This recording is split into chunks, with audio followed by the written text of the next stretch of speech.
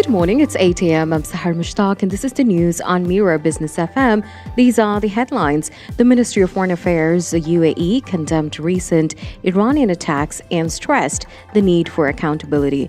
The United Arab Emirates says it is closely monitoring the ceasefire announced by the U.S. President Donald Trump between the U.S. and Iran. It is seeking clarity to ensure Iran fully halts hostilities and reopens the Strait of Hormuz. The UAE also called for addressing wider security threats and reaffirmed it is not part of the conflict. It urged Iran to comply with the United Nations Security Council Resolution 2008 and 17. The Central Bank of the United Arab Emirates and the Central Bank of Bahrain have signed a currency swap between the UAE dirham and the Bahraini dinar. The deal is valued at 20 billion dirhams and will run for 5 years. It aims to strengthen financial cooperation and boost trade and investment between the two countries. Both sides say the agreement supports the use of local currencies and enhances financial stability. It also marks a step forward in regional financial integration. Global investors are turning to rare diamonds as a Middle East tensions fuel market uncertainty. With rising volatility, many are shifting toward tangible assets to protect their wealth. Rare diamonds are gaining attention for their scarcity and portability and independence from financial systems. Unlike stocks, these assets can be physically held and privately owned. This makes them especially attractive during periods of geopolitical instability. That's the news for now. Follow more news on our website, mirabusiness.fm.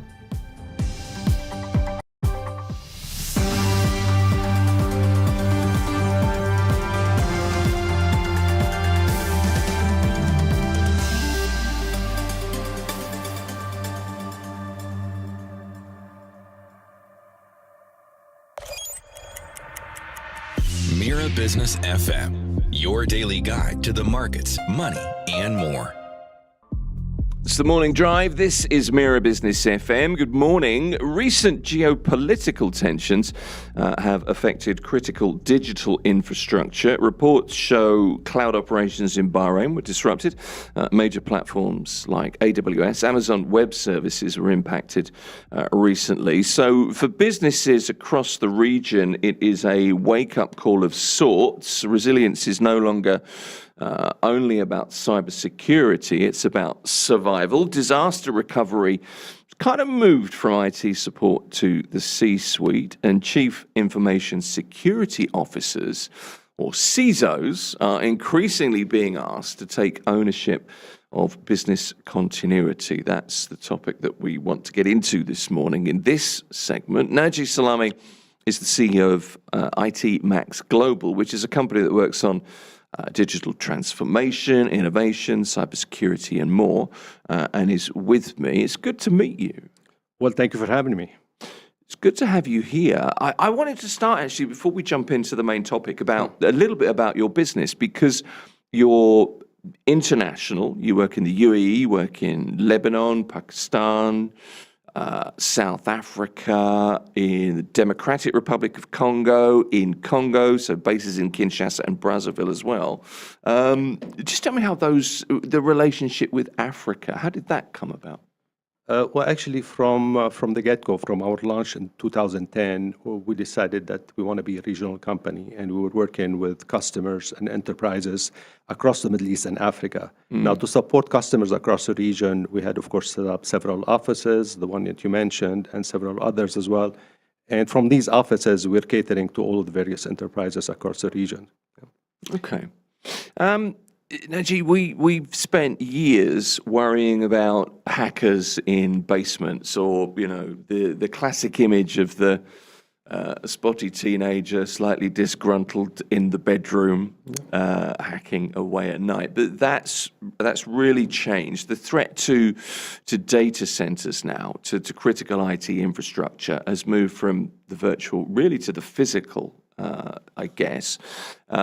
Moving to the cloud meant that data was safe, or at least that's what we thought. But how is the definition of risk, how has that changed in 2026?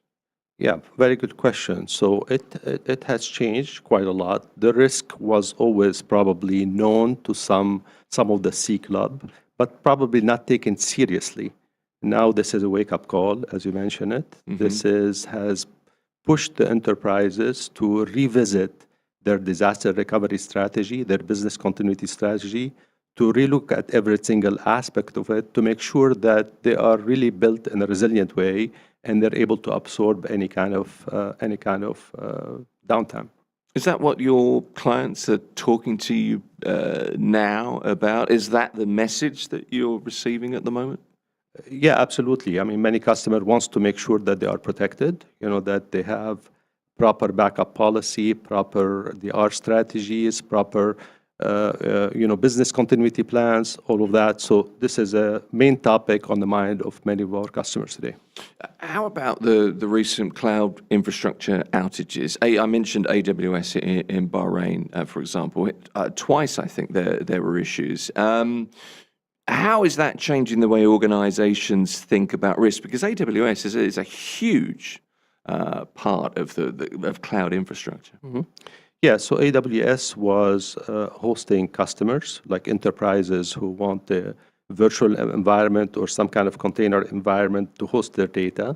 And also it was hosting SaaS providers, global SaaS providers, across the globe who are also offering enterprise services or services to the enterprise. So all of that, have impacted, customers throughout the region. And I have to say there were some premium vendors hosted into that, Amazon data centers. Having said that, now the customers are looking at that and saying the business continuity strategy is not only about the solution hosted in my data center. How are my cloud services and how are my partner services? The partners are providing software as services.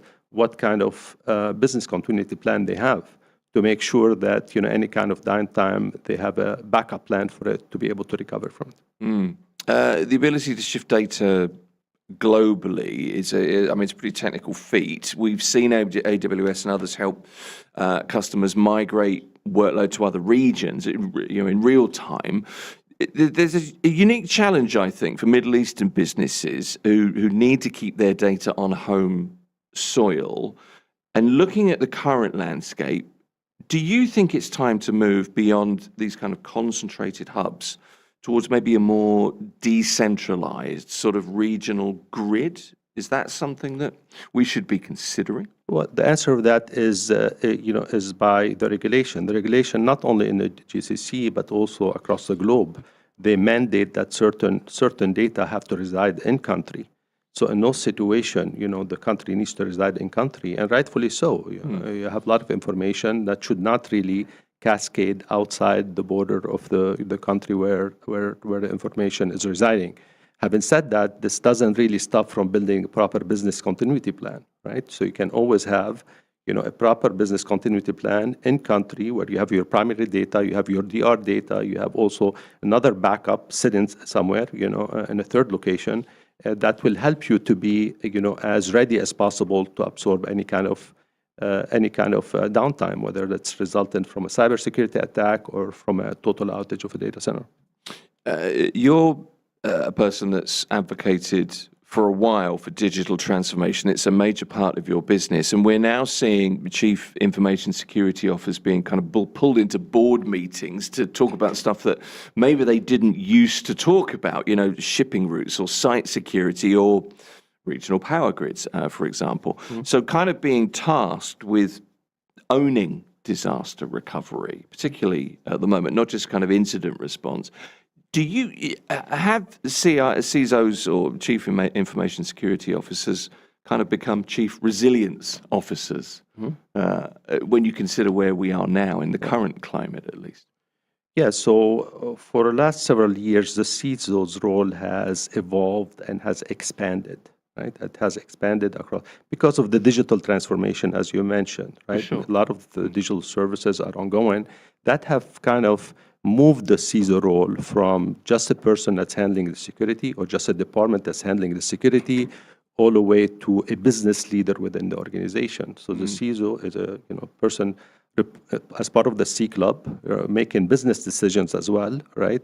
And has the power to go across different departments, right, in order to ensure that the business continuity and the resiliency is built, as a core foundation of the organization, not really built as an add-on to the organization.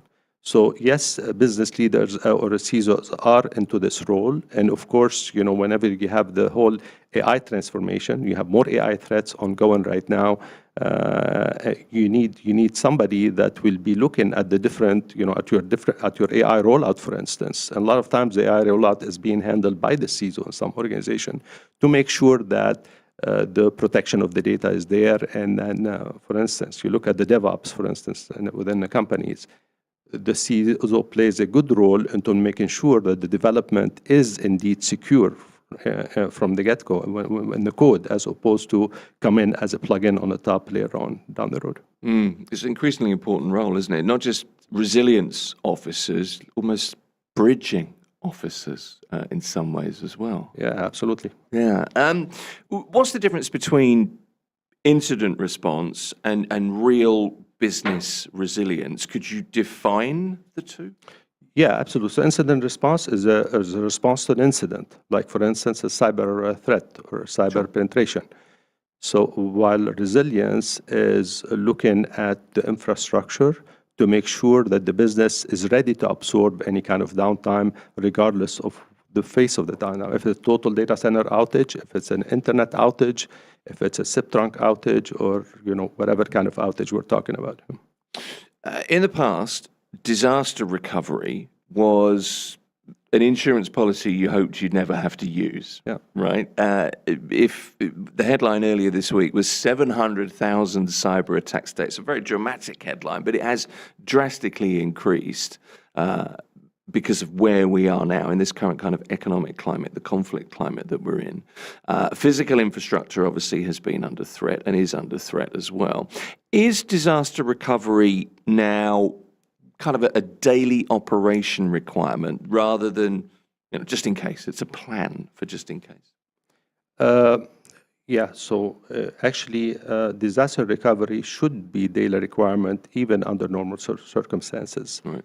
You have to ensure that you have a proper way of backing up the data, right? If you're not monitoring the backup of the data on a regular basis, you're not going to have, a backup, whether we're talking about you're backing up to another virtual environment or you're backing up to another disk, you're not going to have a reliable backup that you're going to be able to recover. So this is, disaster recovery and resiliency should be part of the core foundation. And if you don't build that in the way you operate, it's not going to be there to support you whenever you need it to support you.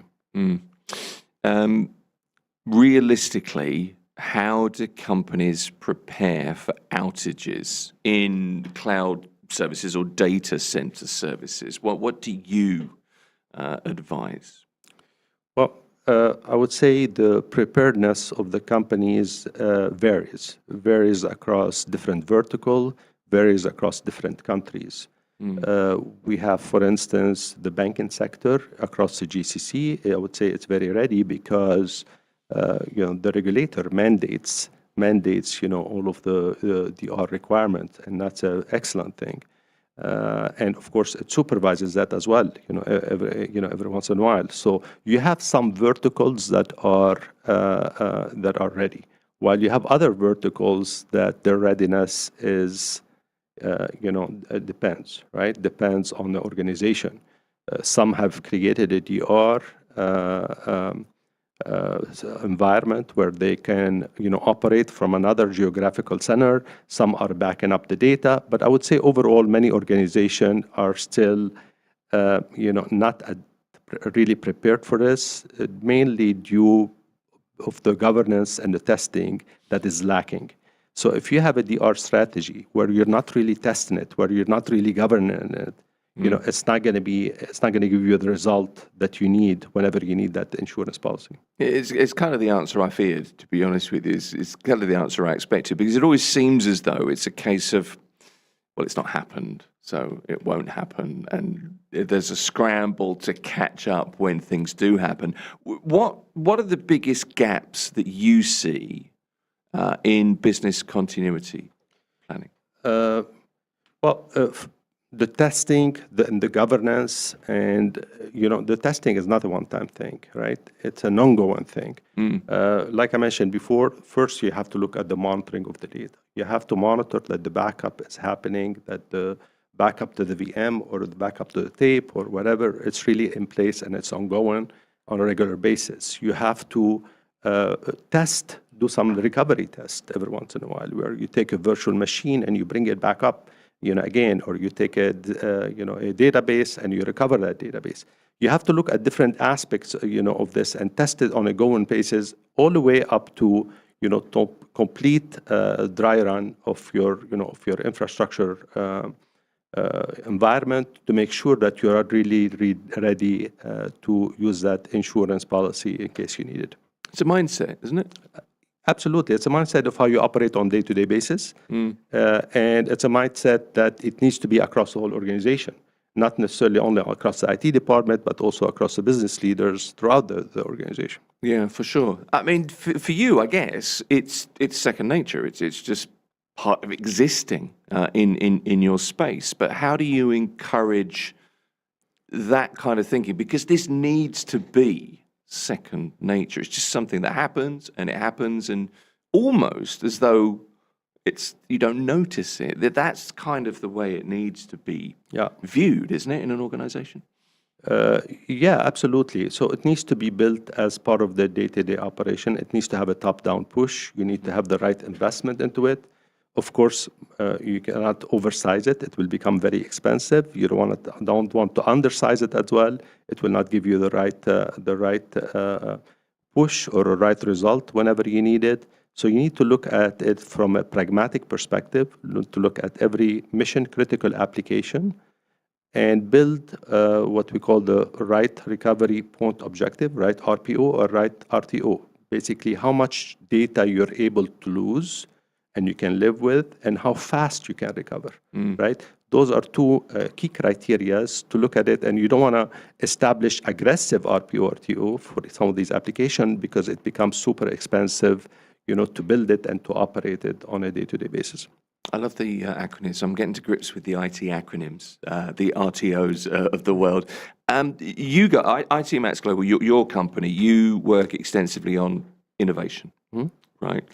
Are you seeing a surge in demand for sovereign clouds, infrastructure that's owned and operated within, countries within the UAE or within Saudi Arabia, for example, that can operate independently of the global hyperscalers, if necessary? Well, this is happening across the region. Many African countries have their own data center today. More than one in some situations, depending on which country we're talking about. It's happening in Europe, it's happening all over, right? So have a sovereign cloud is important for the government, vertical. It's important for some of the verticals as well, like banking, like healthcare in some situation. So we're seeing that happening, and it's happening all over the world. How should organizations rethink their reliance on a single cloud provider or a single region? So you need to look at your mission critical application that's going to impact your revenue, right? Or for instance, can be mission critical application because those cannot afford to go down. As an example, you might be able to live with some downtime, but not a lot of downtime. And for those, you need to build another geographical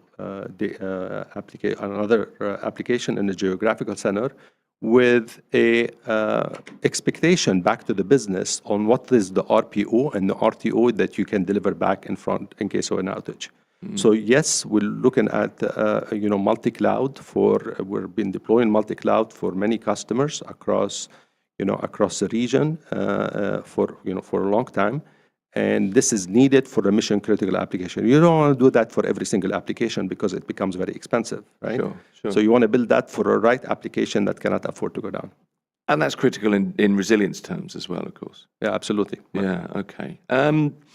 You were talking about CISOs, Chief Information Security Officers, just now, and this just kind of pops into my head. How do you, as a Chief Information Security Officer effectively communicate? What kind of language do you have to choose? What attitude do you need to have if you're talking to a board of directors who may not have the same, that level of awareness that you do? How do you communicate cyber security and resilience, cyber risks and resilience risks to boards, to CEOs who are consumed by so many other aspects of the business? Yeah, so this is the tough part, right? Because every organization has a limitation on the budget, right? And where do we put the budget? Do we put it on projects that are revenue producing, or do we put it into a disaster recovery plan or a business continuity plan? So this decision needs to be done very carefully. I think the best way for a CISO to articulate the case is to look at it from a financial perspective. What is a downtime going to be costing the company from a business perspective? What is going to be the impact on the image of the company, on the branding of the company? What's going to be the impact on the customers, right? And how much we're going to be able to retain the customers in case an outage has happened. When you look at it from an ROI perspective, when you look at all these elements and you translate them into an ROI, which sometimes is not really straightforward, sometimes this might be debatable, right? From an ROI perspective, I think this is the most effective way a CISO can make their case to make sure at least they're building the right resiliency for the critical application that they have. You mentioned AI just now very briefly. We're all talking about AI, of course, a great deal at the moment, but of late, much more about how AI can power attacks.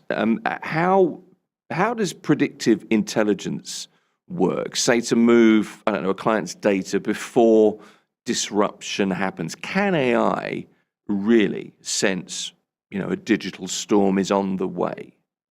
I'm asking, I think. Yeah, of course, you can automate, many different things when it comes to the recovery of the data, when it comes to, how you fall back into. Keep in mind that when things happen, when a disaster happen, one key element is the people that you have, right? How are you going to operate the business? It's not only about the technology. The technology is only one single part of it, right? Where is my technical people going to be, all right? The technical people, the first thing that comes to mind is I need to take care of my family, right? That will be the first priority on anybody's mind, and rightfully so. So we need to, think about all these different scenarios whenever, we're planning a certain scenario and cater for that. So if automating as much things as possible, and there's a lot of things you can do in automation today, that makes it extremely appealing. Of course, you cannot automate everything. You always have that human intervention that needs to happen. But there's a lot of things that can be automated at this stage. If you are hit with a real crisis, what priorities should you have as a Chief Information Security Officer? What are the first three things that you should be focusing on? Okay, so I would say the first thing is to contain the threat, right? You have to contain the threat and stabilize the situation. So contain the threat means understanding of the threat, and in terms of security, you have to understand how the hacker went into the network, right? And really understand it to be able to stabilize the environment. The second thing is about recovery of the application. And of course, you have when you want to recover the application, you need to have priorities. What is priority 1? What is priority 2? What is priority 3? And focus on it from that angle, because every single person across the entire organization is going to say, I want my application and I want it now. Sure. And everybody is going to be in a chaos at that point in time. And I would say the third step is communication. So as a CISO, you need to communicate back to the leadership of the organization. You need to communicate back to your employees as well, right? And it's easy under those situations for you to be under a lot of pressure, right? So you need to be able to set a plan around the communication. How you communicate back every hour or every 2 hours, depending on the situation, back to the leadership. This way, they can communicate to their end user client or to their other stakeholders across the organization. Communication is key, clearly. What does a good disaster recovery plan look like? How do you test it as well? What does a good test look like? So I would say test depends from one organization. A good test depends from one organization to the other. But if we want to talk in general, from an industry best standard perspective, probably I would say monitoring on a regular basis. It's easy to do that, to monitor on a regular basis and flag abnormalities as things comes up. So this should be 7/24, right? And there are many different monitoring tools that are ongoing that can do excellent job into monitoring your platform. Whether you're talking on the application layer or you're talking on the data network layer or any kind of layers throughout your organization. The second thing is recovery of some things, right? You want to make sure that your people, your team, is able to recover, certain things. I would say that probably frequency on a monthly basis. You recover a virtual machine, you recover, a certain file, right? Across, and you do it once a month. And then you go on a quarterly basis, and this is when you recover, you do dry run to recover a whole application, right? Your ERP, for instance. If your ERP is very relevant, you do dry run to recover the whole ERP, and you see how well you're doing against your recovery time objective and recovery point objective. And another, key part of the test would be a complete testing, maybe once a year, maybe more. At the minimum, I would say once a year, to do complete testing, stimulate a disaster that has happened, and do complete testing across the organization, including the business owners as part of the test, right? This way, the whole organization get an exposure on what to do in case something like that happen. And of course, you always have to do dry run test when you do major changes within your network. If you replace your data network, for instance, you need to come back and do complete run and not wait, for your yearly end-to-end testing for that to take place. One of the things about now is we've seen some disruptions, not as much as far less than perhaps could have been, but there are lessons to be learned, aren't there? So what kinds of lessons can regional businesses take from the disruptions to AWS in Bahrain, for example? What kinds of things should we be learning from that? I would say there's a lot of lessons learned that happen from this situation anywhere it happens across the globe. In this situation, I would say not just rely on the cloud like this. You have to make sure that you look at the DR that you have, because a lot of enterprises just say, okay, my data is in this specific data center or in this specific cloud. That means I'm safe. So what we encourage the customer is to look at exactly the DR, for the cloud. The other lesson is there's a difference between highly available and a DR. Highly available, that means, you can be within the same data center. You can have not a single point of failure. Everything is redundant. Your firewalls are redundant. Your switches are redundant. Your server farm is redundant. Anything that happens, automatically the other part of, or the mirror part of that hardware or the mirror part of that application takes over, right? So this is kind of highly available. So the lesson learned is don't depend on highly available for your mission critical application. Make sure that have a physical DR somewhere else. It can be in country or outside, depending on what your preference, depending on the regulation, to be able to operate and withstand any kind of attacks. Final question for you. I just want to kind of look past the headlines and ask you, really, just for your thoughts. Do you think the crisis that we're seeing in the region will maybe accelerate the journey here in this region towards becoming maybe one of the world's most resilient digital economies? Or do you think investment is perhaps shying away? How are you reading things? Yeah, I would say, typically the main issue in the DR is not really the lack of technology, it's the lack of governance, the lack of test.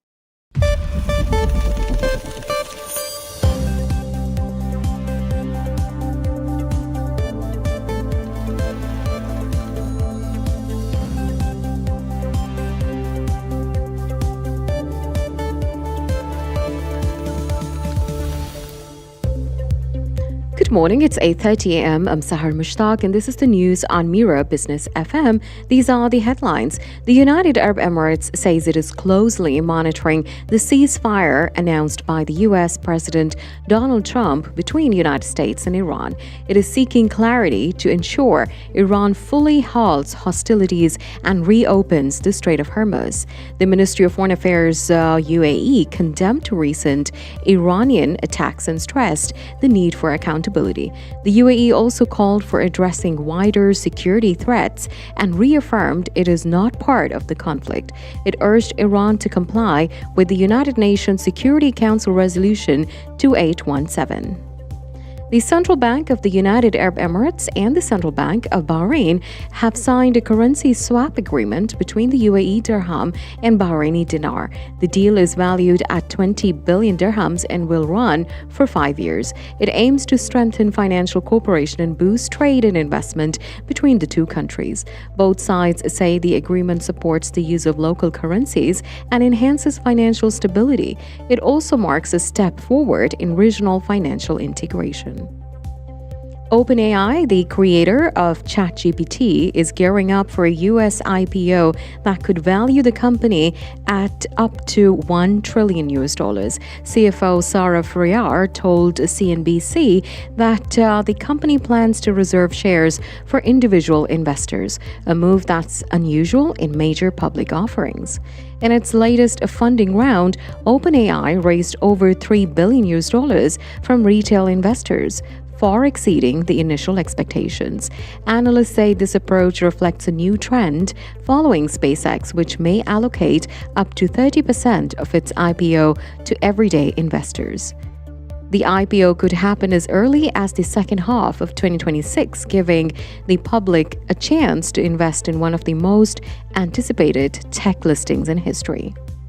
And now, quick market and currency update. Bitcoin is trading at $71,029. And for those tracking remittances, 1 dirham equals about 25.21 Indian rupees, 76.23 Pakistani rupees, 33.44 Bangladeshi taka, 16.24 Philippine peso, 14.49 Egyptian pound.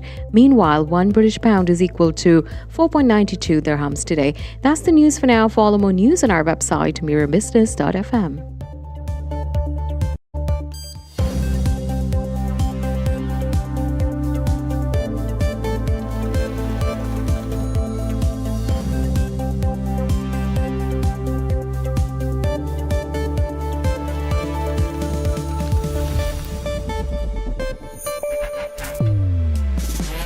Mira Business FM, where business comes to talk.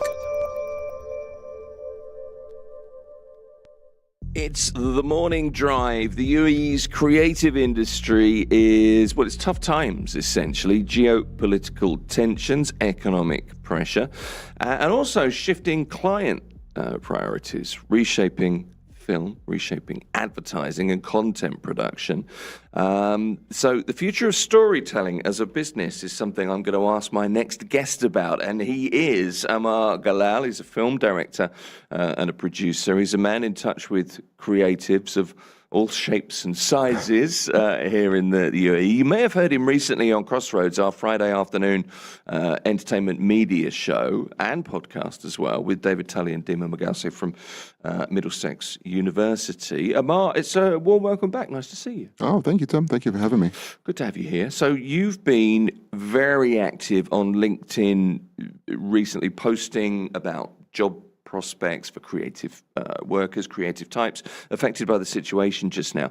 Give me an idea, if you can, just of how much the tensions in the region have impacted and are impacting the creative industry, you know, film, advertising, promotions, production. In short, Yeah. massive impact, I would is, say. isn't it? Yeah, it is, Yeah. for sure. It's the whole chain got affected. So you have, like in advertising, for example, we have client, and then you have creative agencies, production houses, and definitely the freelance creative community, which is the foundation of the whole industry as well.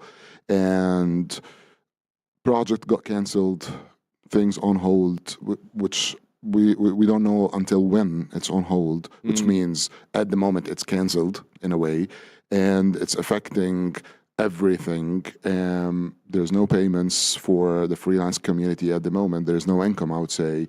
And at the same time, there's no project. There's no upcoming project. There's no calendar, like a clear vision on a calendar or something.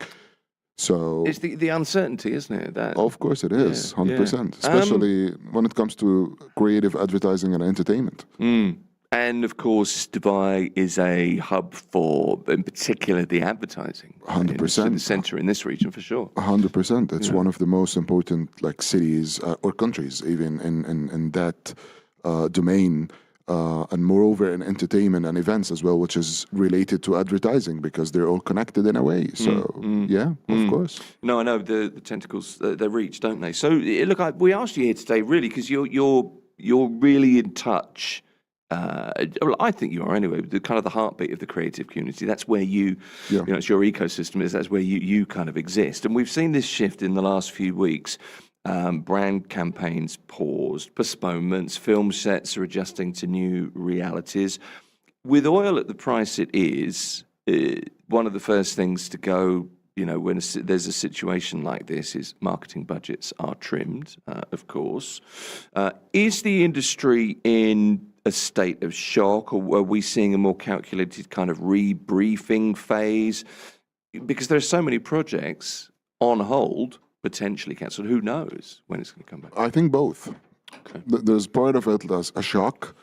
And I think by now, because there have been like quite some time on the events and everything, we almost like past a month now.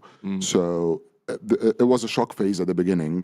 Right. And then now, a lot of people, they started to come to a reality that how we're going to adapt, how we're going to think about what's going on and how we can still serve the market and do work. Because at the end of the day, we're not going to be like canceled as talents. We need to work, we need to do things. Yeah. So yeah. And of course, fewer job opportunities as well. It's not much. A lot fewer. Yeah, it's not much, to be honest. But still, I think when the brands client side start to adapt to the markets, the budgets start to adapt to the market, if this is like kind of a new norm, if we're going to act with it as a new norm for some while, things will start to move and opportunities will start to come. That's how I see it. Maybe in a different way, maybe in a different scale and budget and flexibility and turnover. We need also to adapt as talents, right? So we need to adapt in terms of budgets, and we need to adapt in terms of how we're going to execute the work. We need to be fast because things are like on the move at the moment. You can't take that much time. You can't take a lot of time thinking about a concept, whatever. No, you need to be up running. There needs to be a different approach, doesn't there? Because if brands and clients are more cautious with their messaging, they're more cautious with their spending, the upshot is you know, creatives have to adapt to that. Unfortunately, that's just how that's 150%. Yeah. 150%. Do you think it's more of a slowdown? Do you think there's an aspect of reset in this, in that, you know, in terms of how creative work is produced and how people perceive the value of creative work? Yeah, that will happen very soon, if it's not happening actually at the moment. And I think that will bring like even new formats and the new kind of advertising and marketing, you know. So this is going to happen, especially that I believe the game right now is a game of patience, actually. So we need to be patient and wait, and this is crucial for a lot of people. But at the same time, I think time like this will bring opportunity for independent creative agencies, for example, because they're more agile, they're more fast, they're smaller approval system, whatever it is, more than network agencies. And that will reflect on freelancers as well. Well, hopefully, yeah. No, I can see the thinking there. I mean, we're in this kind of holding pattern at the moment, so it's affecting your traditional kind of advertising spend and film logistics. That's kind of understandable. So it wouldn't be a big surprise, would it, to see a turn towards the freelance community, maybe a leaner, maybe even a kind of more authentic storytelling kind of approach? I think that will happen because right now, with everything happening in the world in general, people, they need to connect more. So, like, for example, before that era, we used to see like a lot of AI work, for example. I believe they will continue a little bit because of the cutting costs and all that stuff. But Sure. again, I think the audience will be more happy to be connected in a human aspect. And this will actually reflect on the execution and what he just said. No, I mean, that makes sense. I was sat thinking about this last night. I mean, if you look historically, the times you're in are kind of reflected in advertising and promotional media, aren't they? So if times are, I don't know, there's a tension in the air, and it's undeniable at the moment, but some of the best art, some of the best storytelling, some of the best music tends to come from a time when, you know, Comes from- times from are tighter. struggle. Yeah, from struggle. Art, Exactly. art comes from struggle, basically. Yeah. It's just an interesting point to make, I think. So salaries and freelance rates are certainly affected at the moment. Yeah. Just something that Michael, producer of this show, pointed out the other day. ITP, Information and Technology Publishing Company, lots of magazines, lots of web presence, based here in Dubai. I've just moved to a 4-day work week. He's reading. Do you think that's a reflection of deeper pressure in sort of the media industry? I think so, but it will also affect the process, the whole thing, because right now, for example, like approval a process takes time, and now you narrow down the time to 4 days rather than 5 days. Lots of backlog as well in decisions and stuff. So I think that will affect a little bit the approval system, but not the productivity, because at the end of the day, I think everybody right now, they want to work, not to overthink. I need to wake up in the morning doing something, like even if you gave me a vacation right now or a time off, I'm not going to enjoy it because I'll be like on the news or overthinking stuff or whatever. So I need to keep myself busy.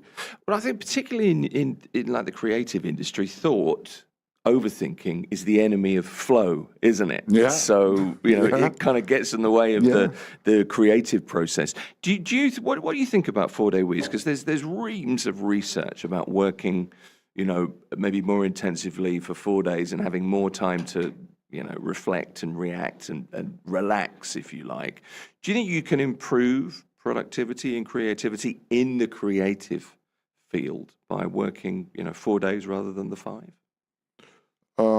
Just honest opinion. I know I put you on the spot a little bit there, Amar. I apologize, but I just wonder. Honestly, I don't think so. No? Yeah, but like I said, and this is how I feel even personally right now, when we reach weekends, it's not weekends anymore, so I'm not relaxed. I would rather keep myself busy and doing stuff and being productive, because if I'm free for like 3-4 days a week, I'll start like going down, slowing down, even like mentally and emotionally, keep thinking, ticking, rather than being more creative. So, but if you spin the wheel, it's going. Yeah, fair enough. So just push me there, and I'll swim. That's fine. This is how we all feel right now. Just keep rolling you down the hill. Exactly. Keep rolling me. Look, the creative economy in the UAE is built on this huge network of freelancers, of, you know, editors, directors of photography, stylists, DJs, whatever it is. What do we need to do you think, to protect that creative capital during a downturn, so that we don't start losing talent? Yeah, 100%, which is one of the biggest problems, I would say, if it happens. Because, like I said earlier, it's the game of being patient right now, like how long this is going to last and how long I can last, actually, as a freelancer, for example, financially and every other aspect. But I think part of what's going on right now that let us start to think about the freelance community in the sense of protection kind of thing. So, for example, there's no like entity or organization or something that contain the freelancers together and maybe guide them through tough times. Well, there right? are so many different freelancing licenses and No, entities I'm not talking and about the licensing license. entities. No, but I mean, they're kind of disparate groups, aren't Yeah, they? yeah, of course. no- There's no like an umbrella yeah. for the freelance community, like advertising, entertainment, film production, whatever it is. And like, for example, they don't have like security funds. They don't have like it's not easy to get a loan if you're self-employed or a freelancer. And maybe this is a door for a lot of them that got already payments but on hold from previous jobs right before the events, but they need like something on the spot so they can push themselves a little bit further. So I think this is one of the things that we need to start think about at the moment from inside, by the way. I'm not talking about someone to come and do this. Like us as a community, we need to think about those things. We need to be together in a way because we walk in silos at the end of the day. Yeah. We need to think how we protect that community within the inner circle first.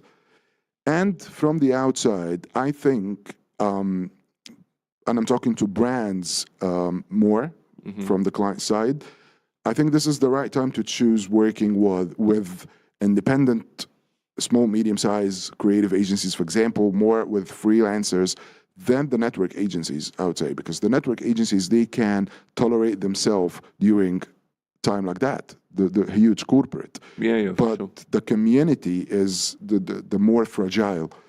And also, they're quick right now, they're lightweight, and they will accept to be flexible in payments and also flexible in execution. And big ideas, because like I said, they need to keep themselves busy rather than overthink. So they want to work. So this is also part of how we protect those talents not to actually go away. Well, there's an element, isn't there, that if, when times are tough, that's when you maybe produce your best work because there's more pressure on you to do so. So there's maybe quite a strong argument that actually now is a time to lean on creative talent. I don't mean lean on in an aggressive fashion. I mean, to look to creative talent. And it's also a time to enhance your skills, and it happens naturally. Yeah. Because, for example, if someone's call you and you're a good director, but you're not the best editor, but you can edit still, and you might take both jobs, directing and editing, and now you're enhancing your skills as an editor as well. Yeah. And this is something that will never happen at the regular days because you're busy enough to do what you do, and that's it. You're not open for learning another stuff. Like, for example, on LinkedIn, you mentioned that before, my posts and everything. Yeah. I'm not an expert with social media when it comes to algorithm and how things working and the reactions, the impressions, the numbers, and all that stuff. But when I started the initiative that I did, and it was genuinely, I didn't think about it as an influencer or something. I just want to really help the community. But after quite some time, I got to understand and learn more about LinkedIn as a platform, how it works. Try and error, basically, because I did so many posts and I've seen what works and what didn't work. So now I might add to my skill set something that I've never had before and I wasn't willing to do, to be honest. I mean, okay, so there's an upside. I mean, it's a positive approach. By the way, how does LinkedIn work? Because I'm foxed by it. It's a super vague, to be honest. It's not easy. It's different from the other platforms. Basically, it's all about posting content that is relevant to you first, because it reads your keywords and what you do as a profile, and also to post regularly in a way, which is the same for each and every platform, not daily, but regularly. And you have to understand the gap between posts because you need to give a space between posts. So because that post might be still picking up, and also doing comments on other posts that actually drive traffic to your profile and also drives traffic to your posts because you're commenting on other posts, other people posts. It's good common sense. You're now our LinkedIn expert, by the way, so expect a call next week from production. I'm just trying. Just back to talent in the industry. Are we starting to? Do you think we're at risk of losing talent? I mean, I guess that's the case, but are you starting to see talent move? Quite a few. Really? I would say, yeah. At least from the angle of, because a friend of mine from the community said a term a few days back, and I like it. He said, like, going back home to quarantine.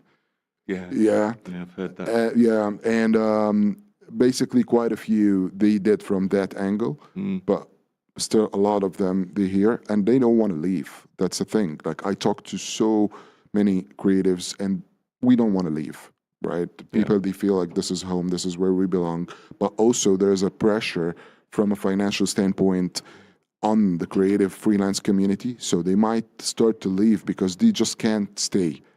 Not the other way around. Not because they're afraid, not because they want to leave, but because they can't afford. It's kind of the answer I feared. It's kind of the answer I expected, to be honest with you. Can I quickly put a couple of film questions to you? Because you know, that's kind of you are a film director, producer. There are unique challenges to film at the best of times, obviously, but it's particularly the case right now. You know, insurance and gear and travel restrictions and all, you know, international talent, all that kind of stuff. How are you, as a producer, sort of hacking the production process to keep, you know, your projects moving? It's very tough, to be honest, on that question as well, because we had projects scheduled to be shot in October or something, that coming from international side. But at the moment, I'm not going to say like it's canceled. It's not canceled, but also they don't know what we're going to do. From a producer, I have to let my people feel okay, safe. It's safe to shoot at the moment, by the way. Sure. It's fine. Like, you can go shoot, but it's always about the budget. It's always about the concern. Shall we spend the money now, or we might need it for something else, like a force majeure or something in the upcoming weeks. So it's always like, okay, the decision will become, let's wait.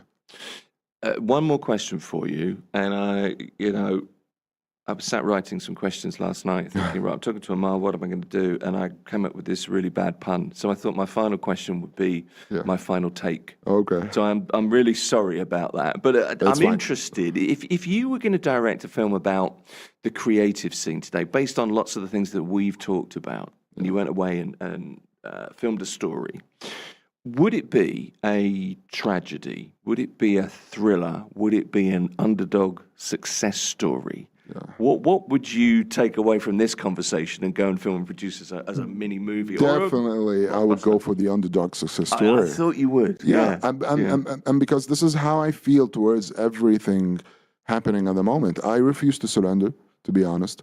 I refuse to be in a position that the world is coming to an end. So I would go with that story, like Rocky. In some sense, right? But because you're punching right now and life is punching back, and that's fine. We'll keep punching no matter what happens. I could see that translating to film, actually. The Rocky thing around, you know, the big roundabout bit around Burj Khalifa, maybe, something like that. Yeah, or the steps up to Emirates Palace. Why not? But this is how I feel, and this is how I feel the country is doing as well. So in a smaller scale, in a point of view, it will be that story. There's a good point there, actually, because we talk about this conversation, and it is in some respects it's kind of doom and gloom, isn't it? Because it's a serious situation for people. These are people's livelihoods. These are people, you know, who want to work, who can't. But this is a situation thrust upon everybody. This is not the fault of the nation or the freelancer or the production company or the advertising agency. It's nobody's fault, actually. This is the thing. It's just it's the unknown, the uncertainty, isn't it? So it's always interesting to hear from you, Amar. I always like talking to you. And I appreciate you coming in. Amar Galal is a director and a producer of movies and a freelance creative type. Yeah, I don't know, many things, but all of them fall under the creative space, I would say, either film, education, or advertising. And LinkedIn expert. No, I'm not an expert of LinkedIn. Wannabe LinkedIn expert as well. I'm trying to understand. Good to talk to you, Amar. Thanks for coming. Thank you very much, Tim. Thank you. This is Mira Business FM. Mira Business FM, the sound of success.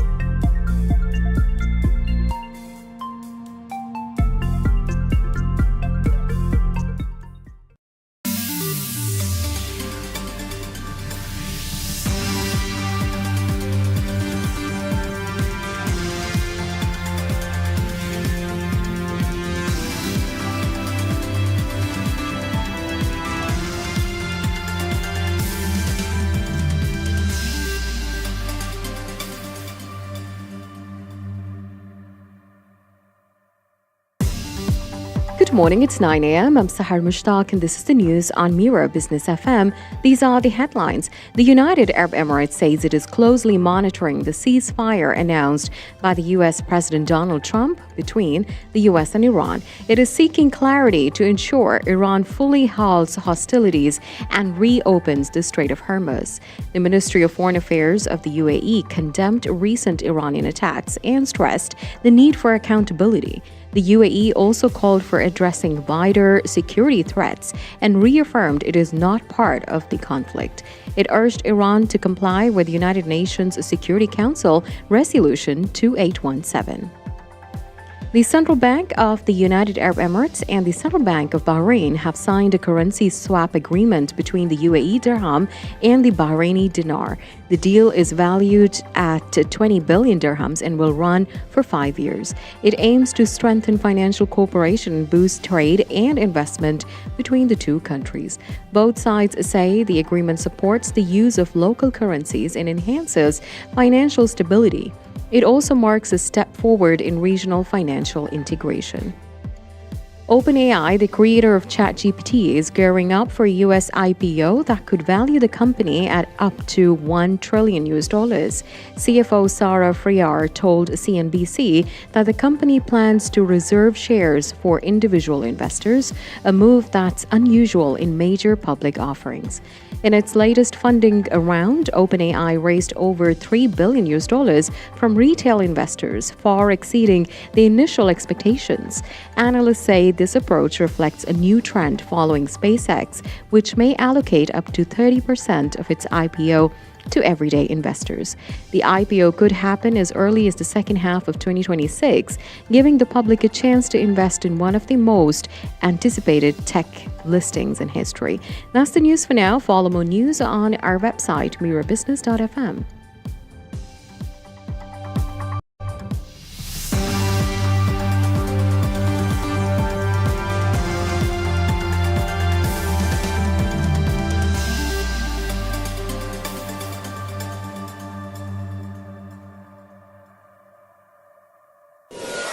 Mira Business FM, your daily guide to the markets, money, and more. This is the morning drive. It's Mira Business FM. Ceasefire calm or oil shock ahead? What could markets do next? That's coming up.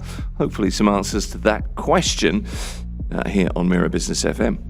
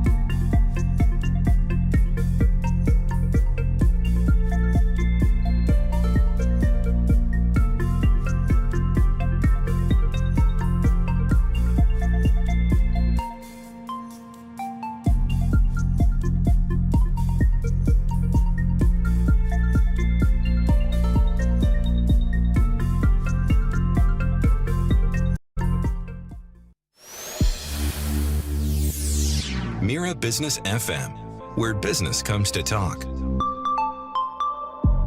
The ceasefire announcement is shifting the global mood, but what does it mean for the markets that power the world economy? Oil and gas prices have been riding weeks of geopolitical tension. Investors are now asking whether this moment signals stability or is it a new phase of volatility ahead. As the founder and CEO of Neovision Wealth Management, Ryan Lamond helps investors navigate global macro trends from energy markets to geopolitical risk, and is with us this morning at Mira Business FM. Ryan, thanks for coming on. Morning, Tim. Thanks for having me. Good to have you here. I'd like to look, if we can, at what the ceasefire could mean for oil, for gas, and really a broader market outlook. And I'll probably fire off questions in a slightly scattergunned manner, so bear with me, forgive me. But to start with, Ryan, what was your immediate reaction from the market perspective side of you when the ceasefire announcement came through yesterday? Well, before I talk about that, markets have been very complacent with all of the events that are happening now, and I'm sure we're going to cover that. The current energy shock is much worse than 1973's, and markets have been very complacent. Now, obviously, the announcement has been taken very positively because everyone has been waiting for this, and we've seen data Brent drop by 13 to 14%. We've seen stocks jump by 2-3% across the world. Gold has jumped to 4,850. So everyone has taken this very positively, knowing that this ceasefire seems still fragile and nothing has been signed yet. I mean, the thing is, we've had a 10-point proposal, a much debated proposal as to which one is the right one. The ceasefire is conditional. It's 2 weeks. Markets have shifted. Oil prices have been front and center throughout the situation. Brent crude, as you point out, you're absolutely right, 13.6% down, below the 100% at the $100 mark for the first time in weeks. Does a ceasefire remove that kind of wartime premium, if you like, or are traders still cautious, I guess? Completely. And let me give you a few numbers. If the Strait of Hormuz is open today, for the traffic to normalize across the straits, it will take 2 to 3 months, not less than that. It's not the press of a button. This is not car circulation that we're opening. It's not a road we're opening. It's actually a whole strait with lots of logistics for the traffic to normalize. Second point, all of these refineries that are shut down today across the GCC, across the Middle East, that need to be turned on again and start refining and exporting again, it will take anywhere between 4 to 6 months. So for this whole situation to normalize, it's not less than 6 months. So the gap between paper oil, or the price of oil that we're seeing on our screens, versus the actual transactional price of oil, the gap is approximately 40%. I suspect it will drop to around 30 or 25% as flows restart, but I don't see it going back to zero again anytime soon. Ryan, a key condition, if you like, of this proposal is the reopening of the Strait of Hormuz. For global supply chains, is the physical movement of tankers, how smoothly can that normalize? As you point out, it is going to take some time. Do you think insurance premiums still act as well as a shadow kind of tax on energy? Absolutely. Insurance premia will remain high for the foreseeable future because as I said, the ceasefire seems fragile and all of this can break down very, very quickly. And we know the insurance market is very much risk averse. And these cases, they will continue hedging the insurance policies that are rolling out. So I do suspect this will remain high, in addition to the premium of paper versus physical, and the normalization, all of these flows. So I suspect some buyers of oil will be paying a premium to be the first to get the first tanker. So this is an additional premium that we should expect. And all of this will be diffusing across the economy and across prices of products that we're going to buy every day. To what extent do you maybe see could there be a short-term pullback in crude, or is supply tight enough to keep prices elevated? Prices will remain elevated, in my opinion, for the next 6 to 12 months. Seeing again $50 per barrel is very much far-fetched. Okay, so the paper price of oil that we see in our screens, and forgive me for saying it, I'm sure of what I'm talking about. In my opinion, it's being manipulated, kept down through multiple very complex derivatives instruments. And the actual transactional price of oil that we're seeing is between $150 and $175 at the moment, when you actually want to buy a barrel of oil. So until the situation completely normalizes, and we're absolutely sure that this war will not come back, that it's not fragile, prices of oil will remain between $80 and $120, in my opinion. How are energy companies and energy stocks reacting compared with the commodities themselves?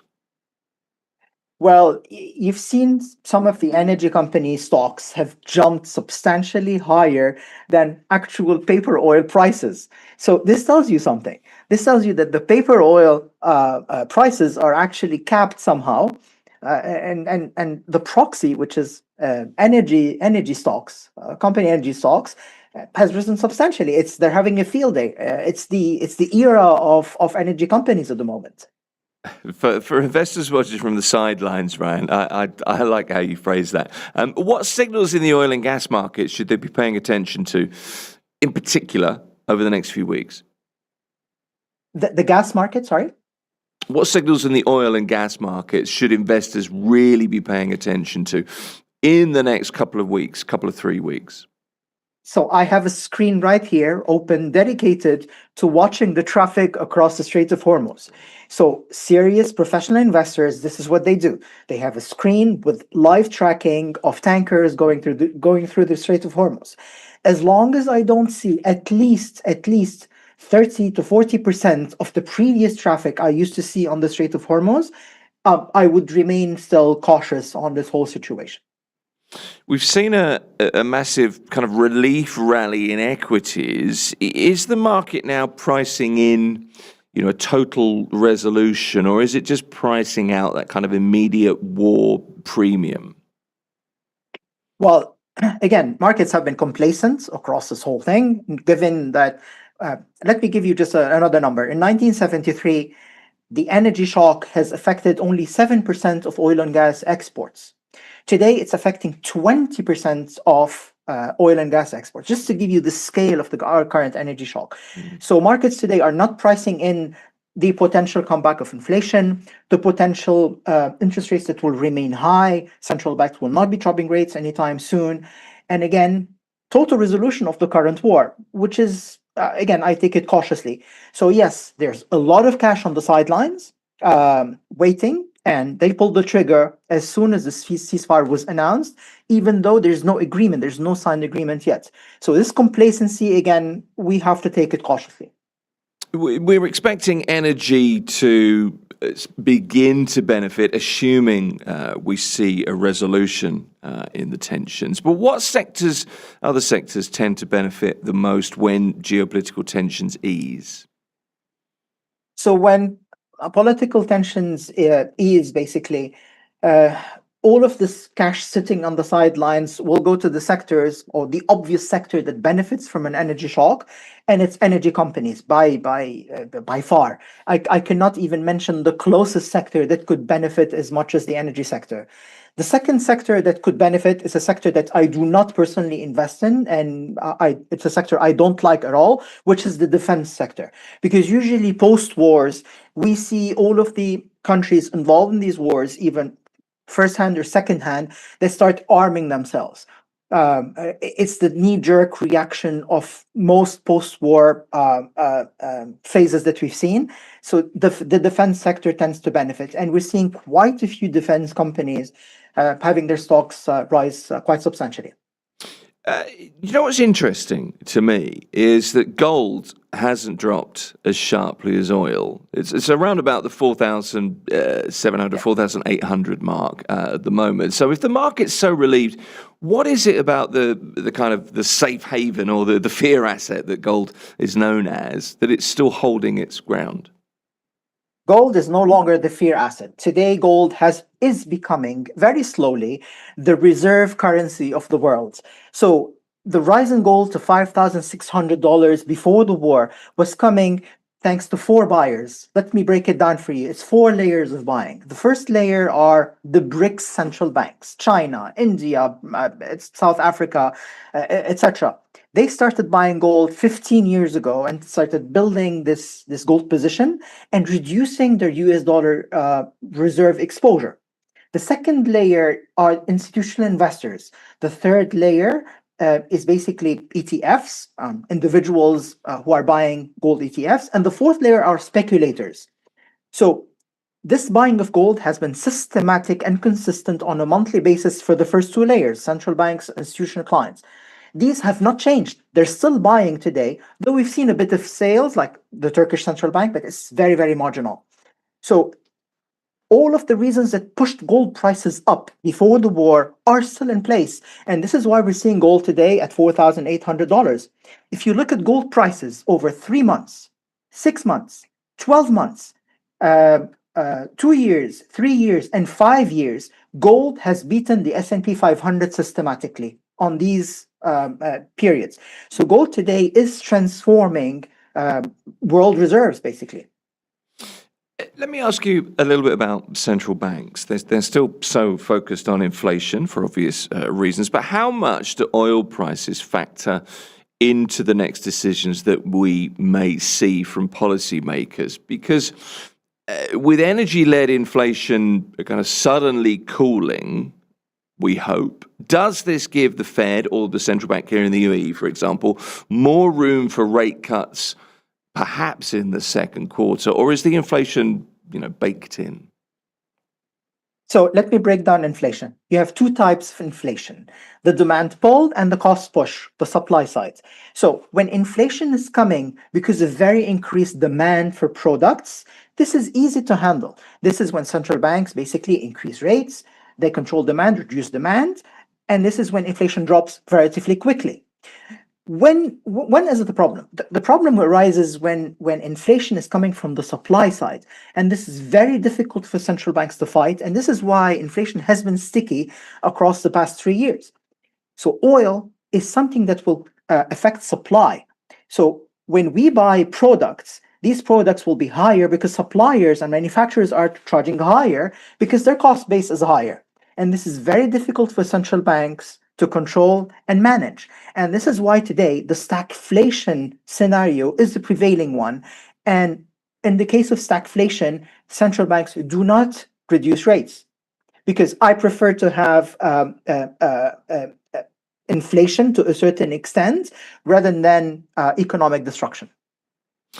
You work with ultra high net worth individuals at Neovision. Are they buying the dip in oil? Are they moving capital into tech stocks, travel stocks? What's the conversation been like in the last 24 hours? What do you anticipate going forwards? So, unlike common belief, ultra high net worth investors do not go buying the dip on Nvidia and the Nasdaq. They basically look for wealth preservation. And today, wealth preservation is whatever protects them from inflation and from potential tail events, what we call tail events or black swans, commonly known as black swans. So they did buy the dip on gold. Absolutely, I can confirm that. They did diversify from a currency perspective. So they bought, for example, Swiss franc risk assets, specifically Swiss stocks, because they are very good at wealth preservation. And more importantly, hard assets, real estate, things that preserve value and that can protect wealth. So no, they haven't been buying the dip on tech stocks and similar stocks.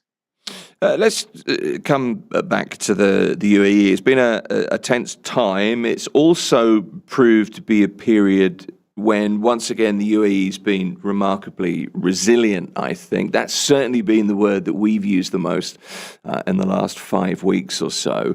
To what extent do you think the ceasefire proves that the UAE is kind of the ultimate, macro hedge? It's a place where business can continue even when, neighbors are in crisis. To be honest with you, I've been in the UAE since 2008. I've lived the 2008 crisis, to 2012, 2015, 2018. All of these news and newspapers. Dubai is over. Dubai is gone, and the UAE has proven again and again that no, the UAE is here to stay. The UAE is a Singapore. The UAE is a Luxembourg. The UAE is a Switzerland. The UAE is a Hong Kong.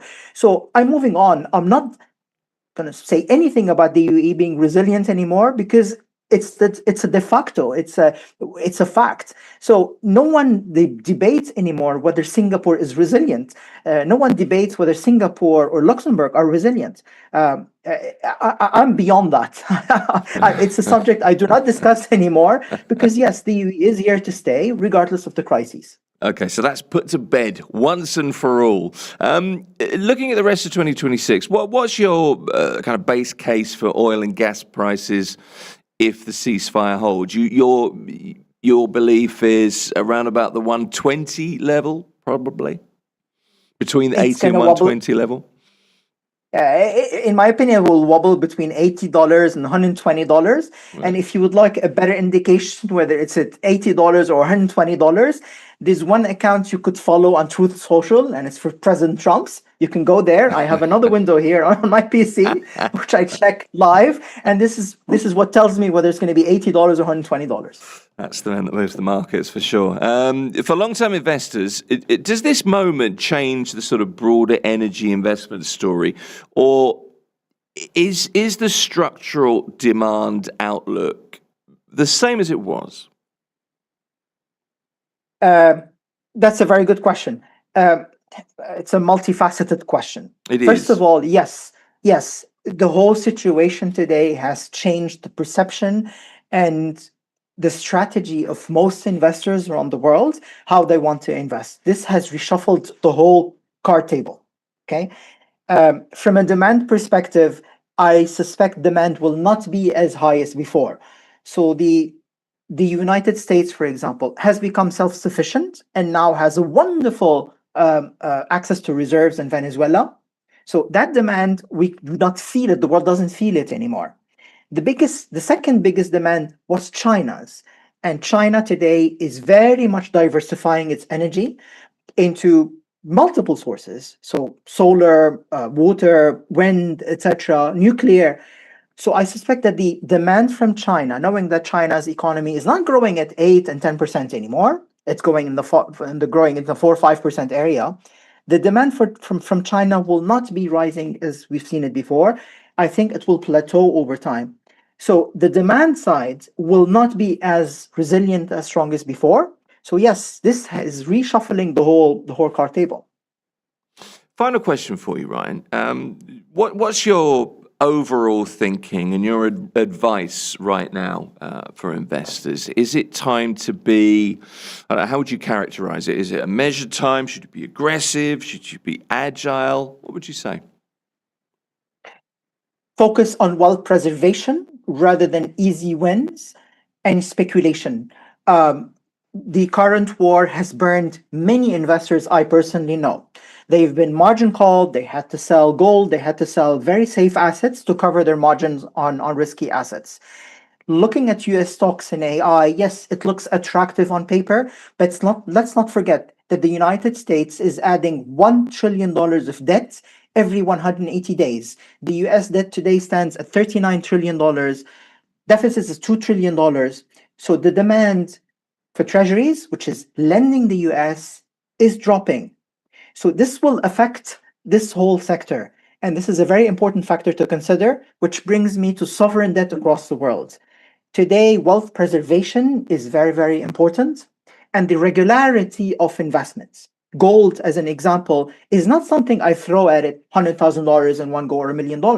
Gold is something I buy like a saving on a monthly basis or quarterly basis, where I build up resilient assets that help me preserve wealth.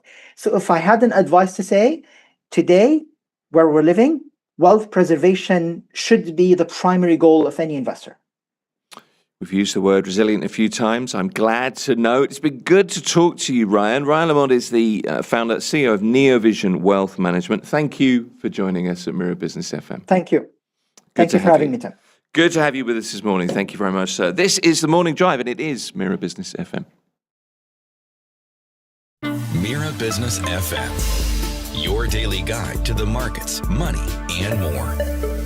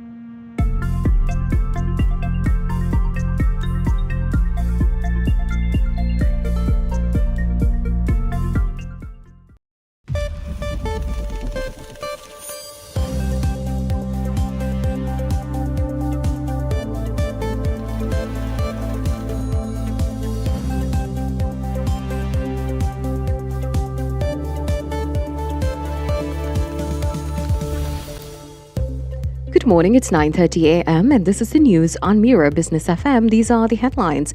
UAE travel operators are seeing a rise in inquiries and visa applications. This follows the start of a 2-week ceasefire in the US-Israel-Iran conflict. However, the full impact on travel is expected to become clearer in the coming days. There has been a noticeable increase in tourist visa applications, with many travelers seeking faster processing to enter the UAE. The trend signals renewed confidence as many tourist and business travelers had delayed their plans due to regional tensions.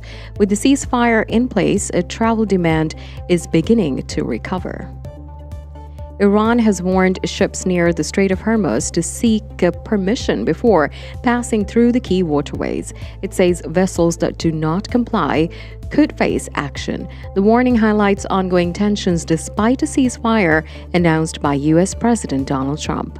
The 2-week pause in attacks is conditional on the strait reopening in a safe and immediate manner.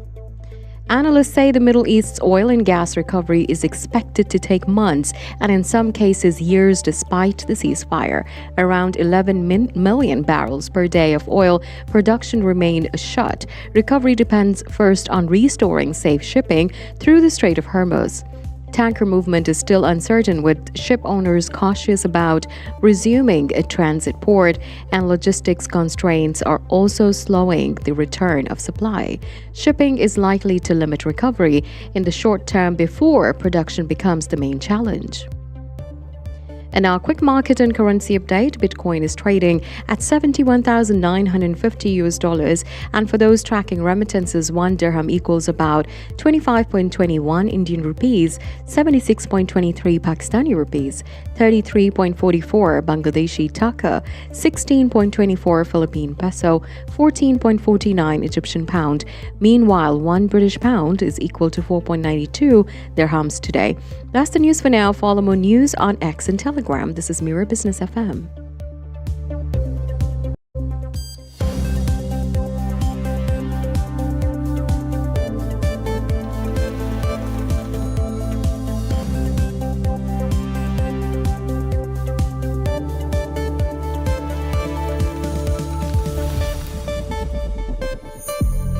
This is the Morning Drive. It's Mira Business FM. 44,100 deals in Q1.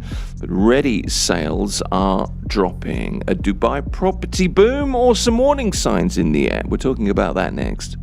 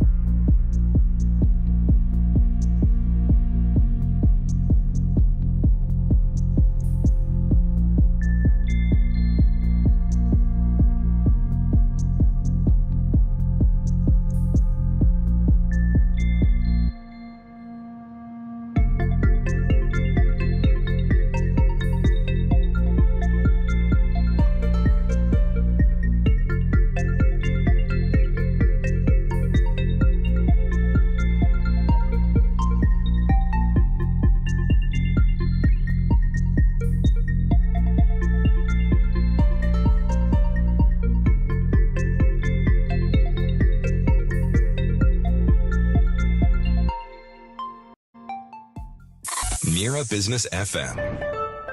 The sound of success. It's the morning drive. Dubai's property market now, specifically Dubai Market Research, or a snapshot of research. More than 44,000 residential transactions recorded Q1 2026. But underneath those headline numbers, what is the story? We know that off-plan sales dominate the market. They're up more than 10% year on year, nearly, I think, just over 3/4 of all deals. At the same time, ready property transactions are perhaps cooling, signs of cooling at least. There was a sharp drop in March. Let's unpack this a little bit. Zaki Sajjad is the Director of Business Development and Client Relations at the property consultancy Cavendish Maxwell, and he is here. Good to see you. Good morning. Thank you for having me. You're very welcome. Good to have you back. So what's driving demand, Zaki? Where's the market heading next? What do the latest numbers mean for investors, for developers, for buyers? We've got a lot to talk about. Yeah. I'm not going to jump into that immediately.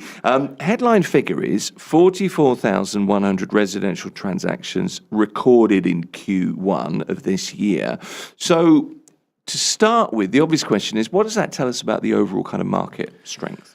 Look, I mean, it's still a very positive market in Q1. Now, obviously, we had an interesting month in March, but that being said, we still recorded over 12,000 transactions in March, which, I mean, that is pretty phenomenal.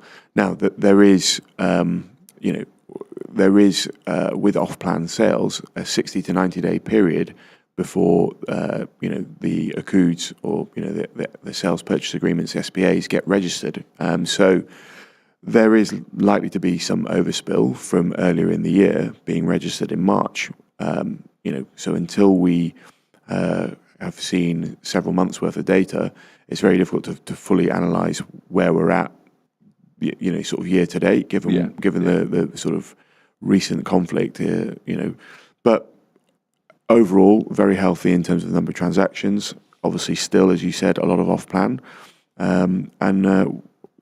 We can get into a bit of perhaps why we think that the ready market is cooling somewhat. And I think that's, always with these things, it's a number of factors. Number one, brokers and agents are heavily incentivized to sell off-plan. Mm-hmm. They get better commissions for selling off-plan. So that is what is pushed. Number two is that, if, you or I want to buy a home to live in, we need a 20% deposit, before we can only borrow 80%. So that's quite a serious chunk given where the market is now at on the value of real estate these days. So, a lot of people may struggle to get that 20% deposit plus the associated costs that they need in terms of registration fees and often the sort of any brokerage fees, etc., that they may have to pay. So, with that means that people are looking to perhaps stagger that. So an off-plan transaction allows them to follow a payment plan. So you don't need to put down as much money. There are just some of the reasons why we're probably seeing a bit of a slowdown in the secondary market. I've been wondering that, I've been wondering if we might see in the not too distant future a range of maybe different, maybe more incentivized products where you don't need to put down, as high as 20%, the 10% mortgage, 5% mortgage, for example. I don't know, but I've been wondering that for a while. Do you think we might see something like that going forward? I mean, look, in maturer markets, that is definitely, the norm. If we look at the UK as an example, it's usually 10% is a deposit that you would need or what you would need to sort of get a mortgage. Sometimes a bit lower. I think where Dubai, the UAE have done a wonderful job is all these sort of external factors that have affected the real estate market here, be that the global financial crisis, be that, the sort of price of oil collapse and the Arab Spring that preceded it, be that the pandemic, and now, obviously we've got a new, regional geopolitical tensions that, it's a bit early to really gauge where we're at with that. But all these external factors, the authorities and the government have done such a wonderful job in taking real, learnings from these. And I think actually having a healthier LTV of 80-20 is perhaps not such a bad thing. You've got a good chunk of equity in that property, and you're spreading the payments over 20 years usually. So I think, look, who knows in terms of where that may go. I would perhaps suggest that eventually we will get to slightly lower LTVs inevitably, but I think right now, given where the market is at, I'm sure that this is not at the forefront of people's thinking. It's sort of working. The volume of transactions show that it is. So, let's look at off-plan for a moment, because off-plan sales are more than 10% year on year. Off-plan properties, something like 75% of sales. I mean, it's 3/4. It's huge. We love off-plan here, don't we? Yeah, and that's, as I said, I think that's as a result of several factors. Obviously, if you look at Dubai in particular, Dubai has become a metropolis now. Those of us that have been here a long time, we remember when you could drive from one city to the other in 15, 20 minutes.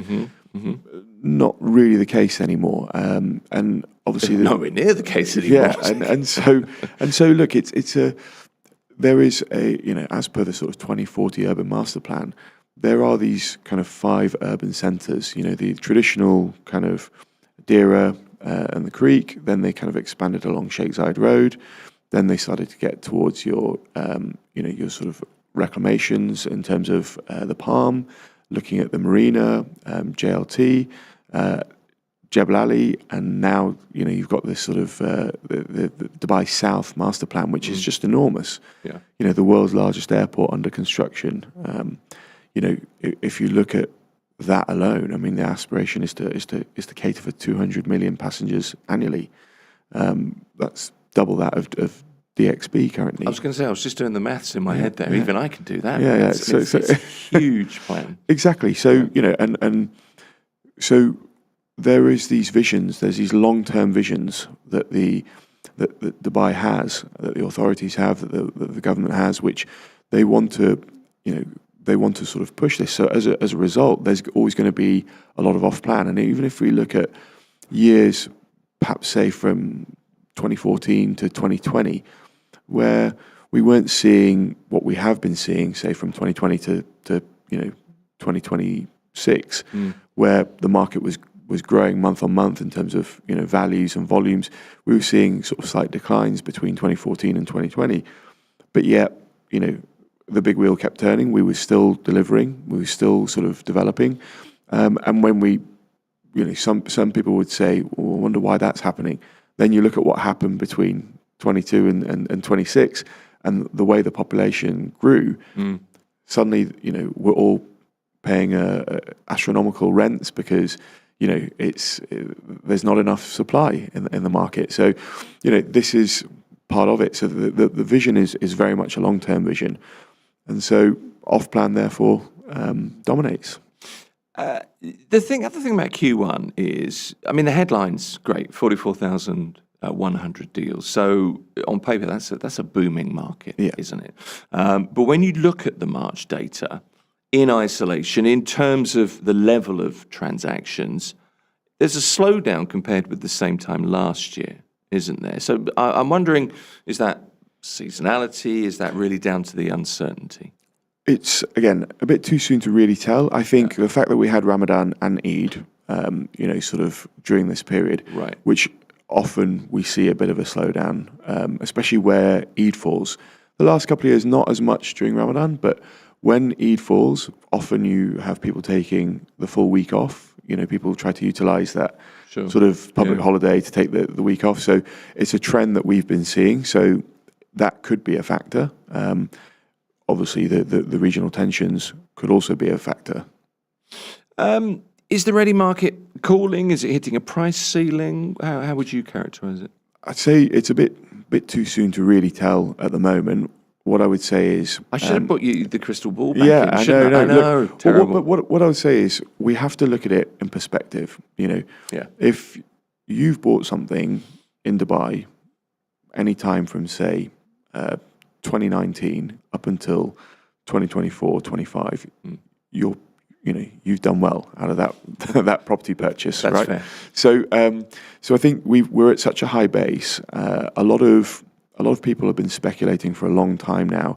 I would say for the last kind of 12 to 18 months about when the market is going to sort of peak and when we're going to see some sort of correction and what that might look like and when that might be. A lot of discussions. I mean, we had a discussion previously on the supply demand and actually when we look at what was launched on off-plan last year and the start of this year, it's almost every 13 hours there was a launch. So you look at all those and what is under construction, and we've never quite hitting the where we expect to be. So last year, I think we had just over 20,000 handovers, which is phenomenal, incredible. But I think expectations were sort of much higher at about 45, 50,000. This year, at the start of the year, there was talk about 80,000 under construction units being handed over this year. I don't think we'll reach that, and not because of logistical constraints as a result of the geopolitical tensions. I think it was just a fact of there's not enough contractors, subcontractors, consultants in the market to deliver that product in those timescales. So I think all these sorts of things mean that the supply demand imbalance is still perhaps there. So where we're at in terms of the market, I think we'll see probably Q2 will be a real sort of telling sign of how things have settled, during this ongoing period with these tensions. It's kind of it's a tough problem to solve, that, isn't it? But it's a nice problem to have. Yeah. I look at, as I said, I think you're talking about an illiquid asset class in real estate. Anyone that's purchasing real estate, my advice would be you're buying for a medium to long term view on that. You're not on the stock market, where things can react very quickly and you can see change. It takes time with real estate. So the way I would always advise anybody is to say, if you're taking a medium to long term view, usually you're going to be okay. And it depends what you're buying. If it's a home, well, I mean, you're saving on paying rent anyway. So by paying a mortgage and you've got something that you own. If it's an investment property that you're buying, well, it's generating an income for you. If you've got that tenanted. So, I think this is, and if we look at a lot of the profile of buyers for Dubai off-plan, it's a real mixture of international buyers as well as, people within the market. And those international buyers, if we look at the profile of those international buyers, they're generally from the region. The volume play. The volume play is 1 and 2 bed apartments. And the volume nationality of buyer are from West Asia, the Middle East, and East Africa. So within that sort of 4 to 5 hour flight radius of Dubai, again, regions where this situation, these kind of geopolitical tensions are not unusual. It always amazes me. You have conversations with people, and the conversation is, I've just bought some property. Oh, what have you bought? I bought a floor. I bought 10 apartments. And it's as though that's a normal conversation to have. It'd be great to do that if you can do it. Oh, I wish. I wish that could. So let me ask you this. Off-plan sales, something like 75% of deals, right? In your years at Cavendish Maxwell, have you ever seen the market this heavily weighted towards unbuilt property? What does that tell you about investor appetite? Going forward a few years, 2028, 2029. Yeah, I mean, look, this has been the norm for several years now. The sort of off-plan dominance, and I think that's happened as a result of the market sort of booming, if you like, pardon the pun, but going really, really well. So so that's kind of normal. If you look at where we're at, we've got a lot of supply going to be coming to market over the next 2 years, given the launches that we've had. I think expectations at the start of this year was roughly around 80,000 units to be handed over this year. Yeah. I don't think we'll hit that number. I think it will fall below. But that being said, that whatever we fall below in terms of handovers is going to kick into 2027, and then obviously the 2027 numbers will kick into 28. So I think we are going to see a lot of stock coming to market across the city. It would be interesting to see the absorption rates. I mean, if we take a 20-year view, I looked at population data for Dubai from the year 2000 to the year, I did this in December of 2024. Okay. So I looked at a 24-year view of the population growth of Dubai, and averaged out at about 280 to 300,000 people a year is where the population grew. So if you extrapolate that over to 2040, then my goodness, we're going to be at nearly 6 million people in the city. I'm getting ready to be knocked back. Yeah. So you're going to be at nearly 6 million people in the city, and this is through global financial crises. This is through, regional tensions. This is through the pandemic. This is where, Dubai just keeps attracting people. And unsurprisingly, it's a wonderful place to live. And so people are drawn to it. So when you look at that and you think, well, if we're going to be getting to that population in 15 years, where are these people going to live? So this off plan and this boom will be required for what is to come. Let me ask you a little bit about the secondary market then. March dip in ready home sales. Is that a sign that end users, families looking for homes to live in, are being priced out a little bit? Quite possibly. I think it will be a mixture of factors. That could be one of the reasons. Certainly, if I were to look at a villa, a detached villa, say in the Meadows, and what you'd be looking to pay for that today would be probably in the region of about sort of 15 million dirhams, 12 to 15 million dirhams, depending on that property, its situation, etc. So it's when you look at that as an example. So yeah, there's going to be an affordability issue. Sure. In addition, you also, if you look at it, there's not that much supply, right? So if you are looking for a Meadows villa, take that as an example, there's only a certain amount, and if those current owners aren't willing to sell, well then what other options have you got? So you start looking at okay, maybe I'll go off plan. I think also, as we discussed earlier, that the LTVs, the loan to value, getting that deposit together, getting the additional sort of amount of money that you then need to pay all the kind of associated fees, that could take up to 25% of the value of the property that you need to buy. On an off-plan property, you could probably get a payment plan. Some developers will probably be 5%, or 5 to 10% on sort of agreement, and then it's staged over 2, 3, potentially 4 years. So, and then you could also now, with certain banks, get a mortgage for your property that's under construction. So, that helps you build towards that deposit. So I think it's a mixture of those factors. And I think also, if you look at the city and in its sort of transformation, it is sort of shifting southwards with, a lot of eyes on what's happening around Dubai South, what's happening around the Expo site. There's a lot of quite attractive communities being built there.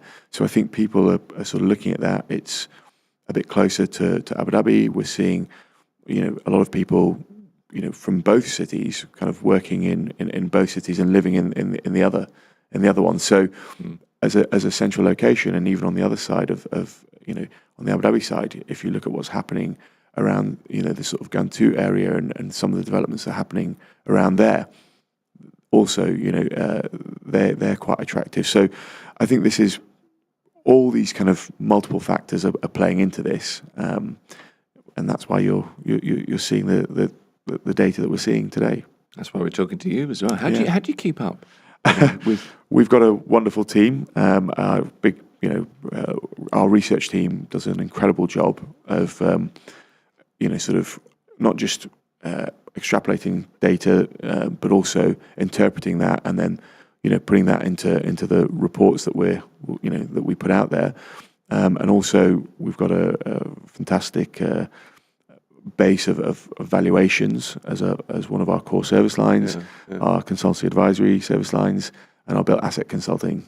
So with those, all these insights then add to what we're seeing from market data. I had so many more questions to ask you, but we're out of time, unfortunately. So come back soon. Zaki Sajjad is the Director of Business Development and Client Relations at the Property Consultancy Cavendish Maxwell. Good to see you. Thank you. Thank you. This is Mira Business FM.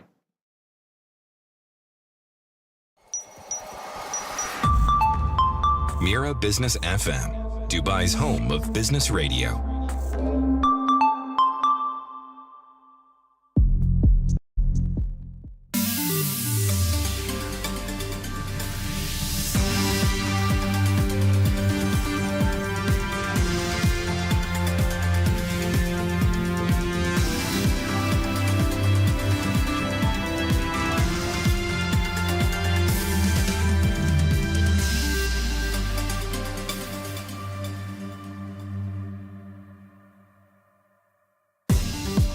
Good morning, it's 10 a.m. and this is the news on Mira Business FM. These are the headlines. The United Arab Emirates says that it is closely monitoring the ceasefire announced by the U.S. President Donald Trump between the U.S. and Iran. It is seeking clarity to ensure Iran fully halts hostilities and reopens the Strait of Hormuz. The Ministry of Foreign Affairs of the UAE condemned recent Iranian attacks and stressed the need for accountability. The UAE also called for addressing wider security threats and reaffirmed it is not part of the conflict. It urged Iran to comply with the United Nations Security Council Resolution 2817. The Central Bank of the UAE and the Central Bank of Bahrain have signed a currency swap agreement between the UAE dirham and the Bahraini dinar. The deal is valued at 20 billion dirhams and will run for 5 years. It aims to strengthen financial cooperation and boost trade and investment between the two countries. Both sides say that the agreement supports the use of local currencies and enhances financial stability. It also marks a step forward in regional financial integration. Global investors are turning to rare diamonds as a Middle East tensions fuel market uncertainty. With rising volatility, many are shifting toward tangible assets to protect their wealth. Rare diamonds are gaining attention for their portability and independence from financial systems. Unlike stocks, these assets can be physically held and privately owned. This makes them especially attractive during periods of the geopolitical instability. OpenAI, the creator of ChatGPT, is gearing up for the US IPO that could value the company at up to $1 trillion. CFO Sarah Friar told CNBC that the company plans to reserve shares for individual investors, a move that's unusual in major public offerings. In its latest funding round, OpenAI raised over $3 billion from retail investors, far exceeding the initial expectations. Analysts say that this approach reflects a new trend following SpaceX, which may allocate up to 30% of its IPO to everyday investors. That's the news for now. Follow more news on our website, mirabusiness.fm.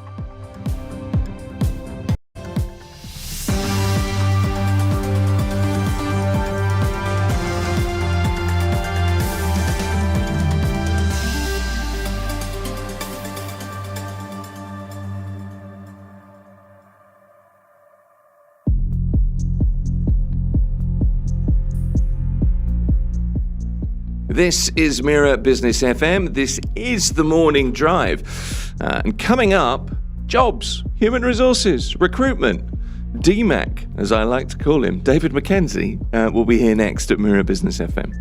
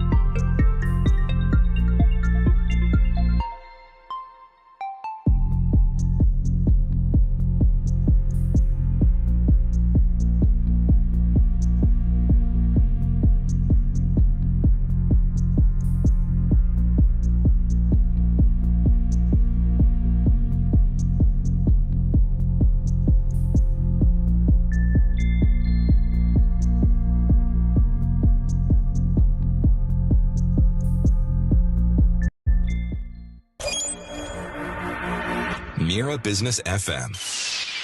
The sound of success. This is the morning drive. Here is DMAC. See, there's your introduction today. How was that? That was very quick. Almost wasn't ready. I was on the ground. I'm like, you're too busy posting your selfies and all that stuff and looking at the instant tweety brand thing that you use. I seriously, as a renowned broadcaster, I'm surprised you're not. I'm not sure about the renowned, but there you go. Well, I'm surprised you're not into the Insta. I look at it, but I know I don't. But it's just I look at it and I think I wish I could, and then I think I've got other stuff to do. It gets in the way of my day. Well, it's interesting, isn't it? The stuff that's come out on the news. I know we're meant to talk about recruitment. We always go off track. You might as well start as you mean to go on. Then get back on track. But I do think this whole thing about what's going on in Europe, about how Meta and those guys are being slammed for destroying children's lives by getting them addicted to Instagram and stuff. Yeah. Very interesting how the world is turning that way, isn't it?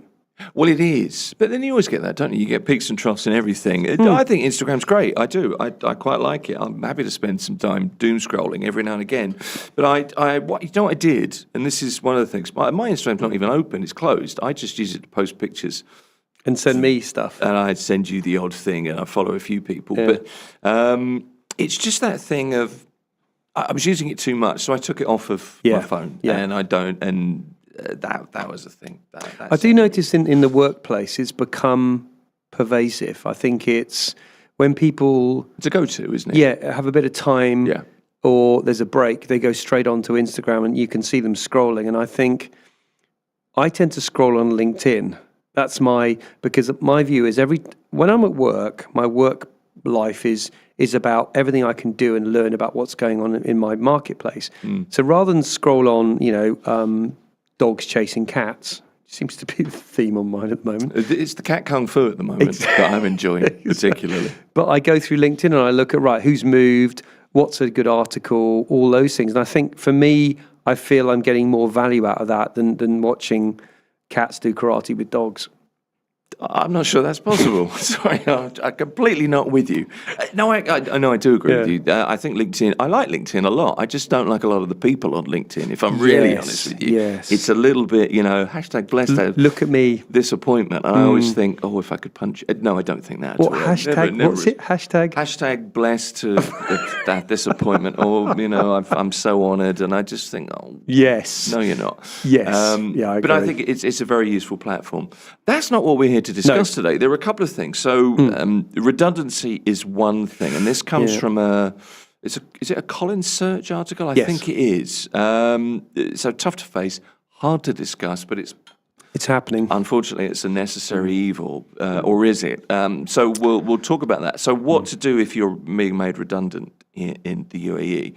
The first thing, though, and we mentioned this kind of briefly last week, or you did, is late interns. The Robert De Niro's of this world in that. What was that film called? It was called The Intern, wasn't it? It was called The Intern, yeah. So him and Anne Hathaway, and she's very, very snooty at the start. Dismissive. Very dismissive. And then finally realises that he changes her life as an intern for her. But we talked about this last week about how age can really help, or experience can really help people starting their careers off. And I think sometimes people who are slightly more mature or have done too much are being dismissed by the younger generation because they don't know what they're talking about. I've heard that a few times.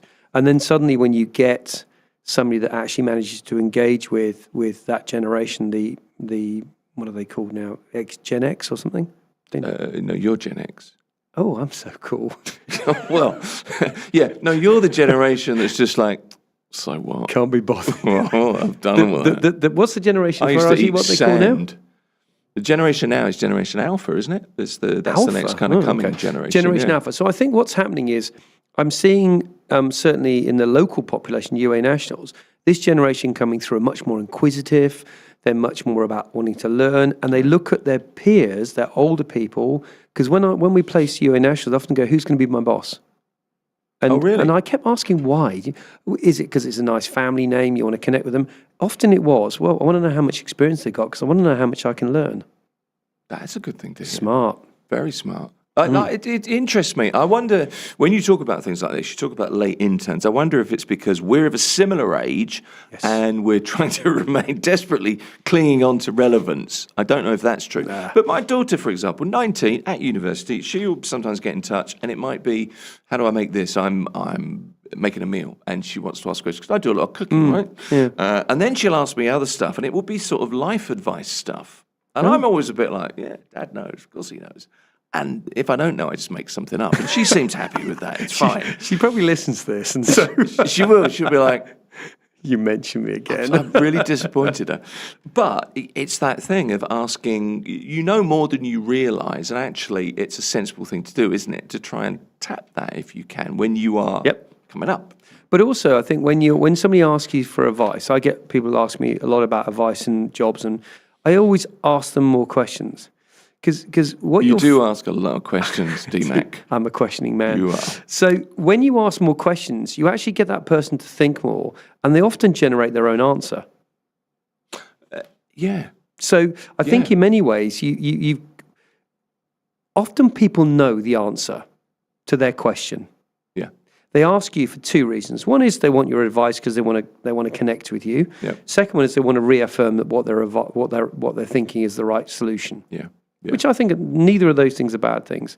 So the best thing to do when somebody asks you a question about recruitment, you go, well, how would you handle it? What would you do? What are your thoughts? Have you had anybody do this before? It's asking all those what, if, how, when, those open questions. It's also engaging. Exactly. And people come up with, they come up with their own answer in many ways, which makes them feel validated and that they've done a good thing. And actually, you go, well, you had the answer anyway, so maybe next time, just go with your gut feeling.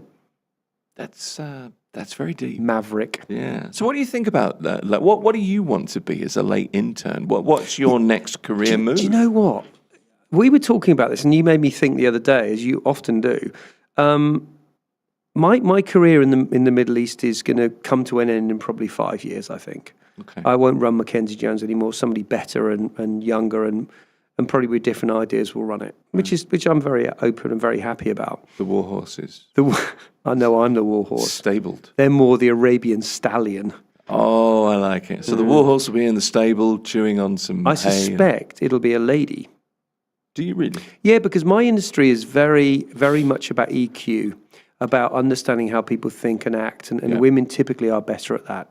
And if I look at my stable of recruiters, the females really get it. They get very connected with clients. That's another story. Okay. So going back to what I would like to do. Next week's program. Exactly. There we go. So what would I like to do? I'm thinking about this now. Actually, I love the Middle East, as you know. I've been here a long time. Mm-hmm. The bit I love is I love connecting with people and I love working with clients. Okay. So if I could somehow find a job where I can do that, maybe in Mackenzie Jones if they'll keep me, or maybe into another environment where I can add real value. Because we talked about this before. Mine's not necessarily about enriching myself anymore. It's about adding value to people that are coming up, that I can show them what I've done, which will shortcut their problems and make them get more experience quicker. That was badly put. You know what I mean, though? I do know what you mean. But so the idea of validation actually is quite enriching to you. So you will continue to enrich yourself just by doing something that means something, that you can offer something. I would love somebody to say to me, if I mentor somebody or I help a company grow to a different sphere that becomes more successful, I'd love the end to go, I really appreciate you've done a great job. For me, that's all I need. And a massive paycheck. Big fat salary, and then I'm there. Message to number 2 at Mackenzie Jones. David is your next intern. Yeah, but it'd be interesting because I think my role in Mackenzie Jones will be I'll become an employee. Okay. I will work for somebody in Mackenzie Jones, which I don't have an issue with because I think that's how life works. Circle of life, Mufasa. I genuinely... I genuinely made you both laugh then. But any Lion King reference gets us going in this studio. But I think that and this goes back to if you're at the career level you are now and you're in your 40s or 50s and you're struggling with where you see yourself going in the future, don't worry about becoming the chief exec. look at what you've got, look at where you add real value and what you really enjoy, and focus on that piece, because that's where you'll add value to another company. Look at what you want to do. Well, I think that's a good point, because you and I come from a generation where it was the remnant of the job for life mentality. Yes. That's gone. Yeah. So that's not a thing. So you have to get past that and get your mindset around the fact that you could do something else if you want to, the thing that you've really wanted to do. Yeah. Do you want to go and become, I have this thing about coffee, so I think I'd be the best barista in the world. I'd give it a good go. I love because coffee. it's it's an interest, and why can you not just follow an interest? All things aside, financially, and the security and where your children are, whatever it is. But why can you not go and do something you want? So here's again, you're great at pulling these ideas out. I was in Australia recently. I went to the wine country to see the wineries, and it was brilliant. And they did a tasting thing. And the guy at the end was an older guy, and I was like, I wonder where his background is. So I asked him. He said, I was a corporate banker for HSBC for 35 years. And I said, and now you're a sommelier? And he goes, yeah, I had a real passion for wine, but I couldn't afford to do it. So as soon as I retired, I got a job here, and it pays me 1/10 of what I used to earn, but I'm 60 times happier. Wow, there's a ratio for you. Fair play. He was really genuinely passionately interested in, when he was talking, I'm not that interested in wine, but it was really interesting how he was talking about the grapes, the process, the methodology, how you can taste the different notes in it and stuff. It was really interesting. It is interesting. Yeah, I wonder how you could do that as well, because I just think, no, but you can do it in coffee. You know what it's like. Maybe. If you look at any career, the people that are really good at those jobs are the ones that have got passion, who really are just genuinely interested in what they do, whether you be a recruitment consultant, an engineer, a marketing person. If you've got an interest in something and you've got a passion, that's when you know a person's in the right job. So is that the trick to internship? That it's all about doing the thing that is right for you. I always remember years and years ago, do you remember Steve Davis, the snooker player? Oh, yeah. So his thing was, he's now a very successful hardcore techno DJ. That's Are actually you serious? I'm serious. Very successful, really knows his stuff. And that's about as far from snooker. And he was the most boring man in the world, wasn't he? That's what people always said. I never thought that was very fair. But what he did say was, look, I'm here to pop balls. I've been put here to pop balls. He was able to find the thing that he was supposed to do, the real skill, and he brought that skill out because he was world champion for a long time. And won. I love stories like that. That to me is exactly why the problem with people when they're in careers, they're defined by the job they're in. And what you become, as you get older, you conform to what you think is expected of you in that job. So if you're in your current job and you feel frustrated, you've got to figure out what that bit is that you're frustrated about. Is it the industry? Is it what you do? Is it your day-to-day? Remember, 70% of your time, you've got to be happy in a role. Yeah. Okay. The other 30%, you're going to be miserable, you don't like it, same as everyone. So I think that story about him, going completely pivoting his career into something different is, so I see you, what you'll do, you'll finish this and you'll become like an online chef. And you'll start doing all your stuff. You're doing your baking. That cake was lovely, by the way. Did you like the cake? I literally didn't even get to my car. I'd smashed it. Aye, that's a bonus. But do you see what I mean? You when people have a passion that's completely different to what they do, at some point in your career, you'll want to follow that. But there's a problem with this. Like, I love doing triathlon. I would never be a triathlon coach because I really enjoy doing triathlon, but I walk away from it. Right, doing it every day would a busman's holiday. I just would get bored.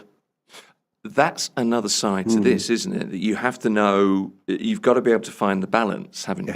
That's what's really important. Because then you start to lose the enthusiasm a bit if you don't balance it. It's when to walk away. It's the old thing of, you write a great comedy series, 42 Hours comes to mind, The Office comes to mind.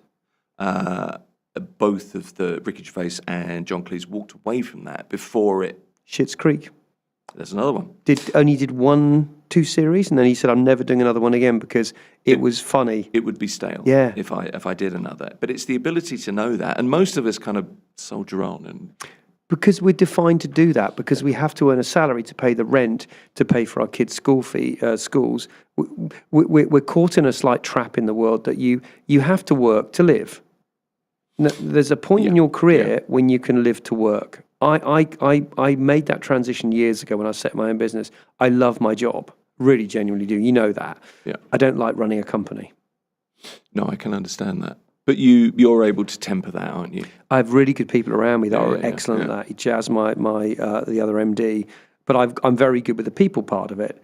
I don't like dealing with the finance stuff and all that. So he does that. So find somebody that can work with you that's good at that bit and give them the bits you're not good at, so that you become a sum of the parts, and that the equal will make you a very good company. Do you know what? The wisdom is oozing out of you proper good today, Mr. Mackenzie. I did a 6K run really quickly this morning.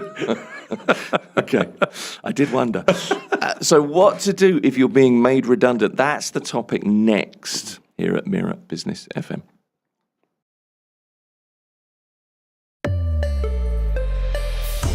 Mira Business FM, Dubai's home of business radio.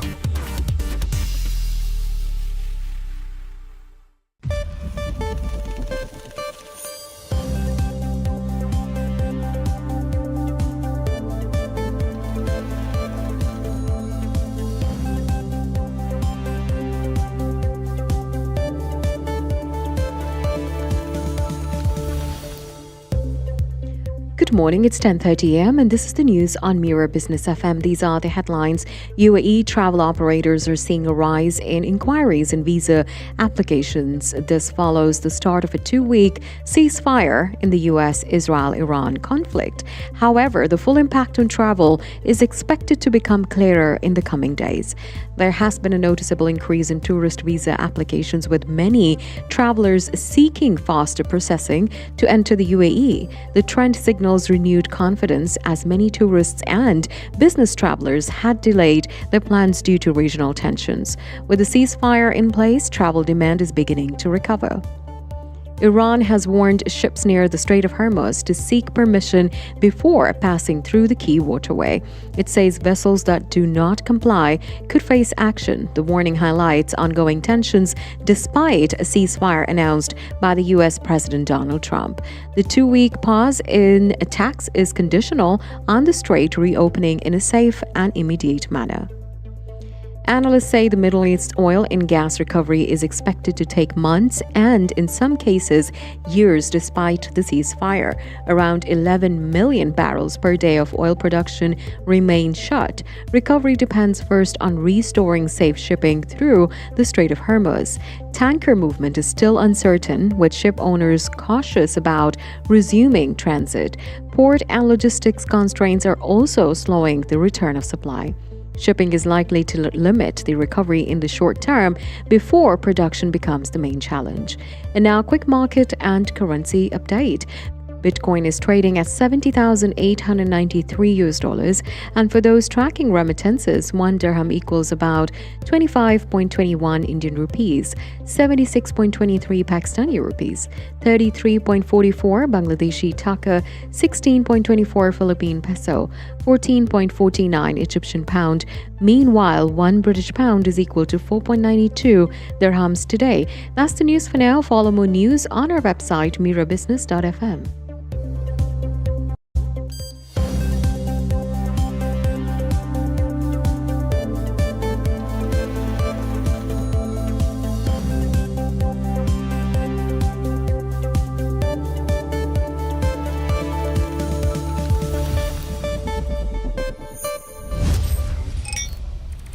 Mira Business FM, where business comes to talk. This is the Morning Drive at Mira Business FM. David Mackenzie is here. He's the CEO of Mackenzie Jones. So jobs and human resources and recruitment and late interns. And right now, redundancy. That's the topic. This is the hard one to talk about. I've been made redundant before. It was difficult, and I don't know. It's a hard thing to deal with, but whether it's economic changes, could be company restructuring, could be downsizing. It's a really overwhelming thing. But with the right knowledge, some of yours and support. Let's try and approach this. So here's what you need to know. Where do we start with this, by the way? Is there an appropriate place? There isn't. But I think one thing you must always, this is going to happen in your life at some point. More than likely. It hasn't happened to me, but for various reasons. Hey, there's time. Yeah, but there probably is time. Yeah. But I've had to do it a lot, and I hate doing it. It makes me feel awful as an MD. I don't like doing it, but I do it. The reasons we do it, and the reasons I've done it at Michael Page and I did it at Monster back when there were various recessions, etc., was you have to look at the business. And if the business is not able to make money or is in a situation where the economy is struggling, you have to look at your costs internally. And if some of those costs are prohibitive to making you a commercial success, you have to cut those costs out. And it really is that. It's often not personal. It's very much about, well, this is what we need. At the moment, we don't need you. But there's a way of doing it. And this is where I think here people are getting better at it. But you need to make the person feel there's and you need to explain the reason why you're doing it, what it means to the business, and what it looks like for them when they leave. So if you are in that position where somebody says it's to you, right, unfortunately we're having to cut staff, and you're one of them, your immediate reaction is a huge sense of loss and anger, disappointment. Don't let that out. And the reason I say that is the person delivering that news may be somebody that is dreading doing this. It's highly likely. It may be an HR person, it may be the owner of the company. So they're trying to explain to you why they're doing it. You have to take it in and go away and think about it, because your first reaction is almost always either disappointment, anger, sadness, whatever. Don't let that out.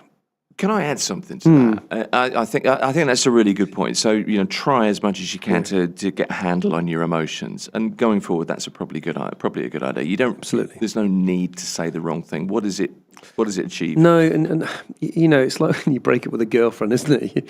You want to say all the things you hate about them, but the reality is, if you say that, all you're doing is to hurt that person in front of you, and in the great scheme of life, it doesn't help. No, anything. And if you tell them, well, I hate your company, I don't like you anyway, it's sort of, it makes, somebody's done that to me before, well, I don't like you, I never like you, and I'm like, well, okay. Not much I can do about that, is there? Yeah, so what we always do is we have a situation if somebody is let go or they're made redundant, we do it with an HR person, and then we say to the person, go away and think about it and come back to us.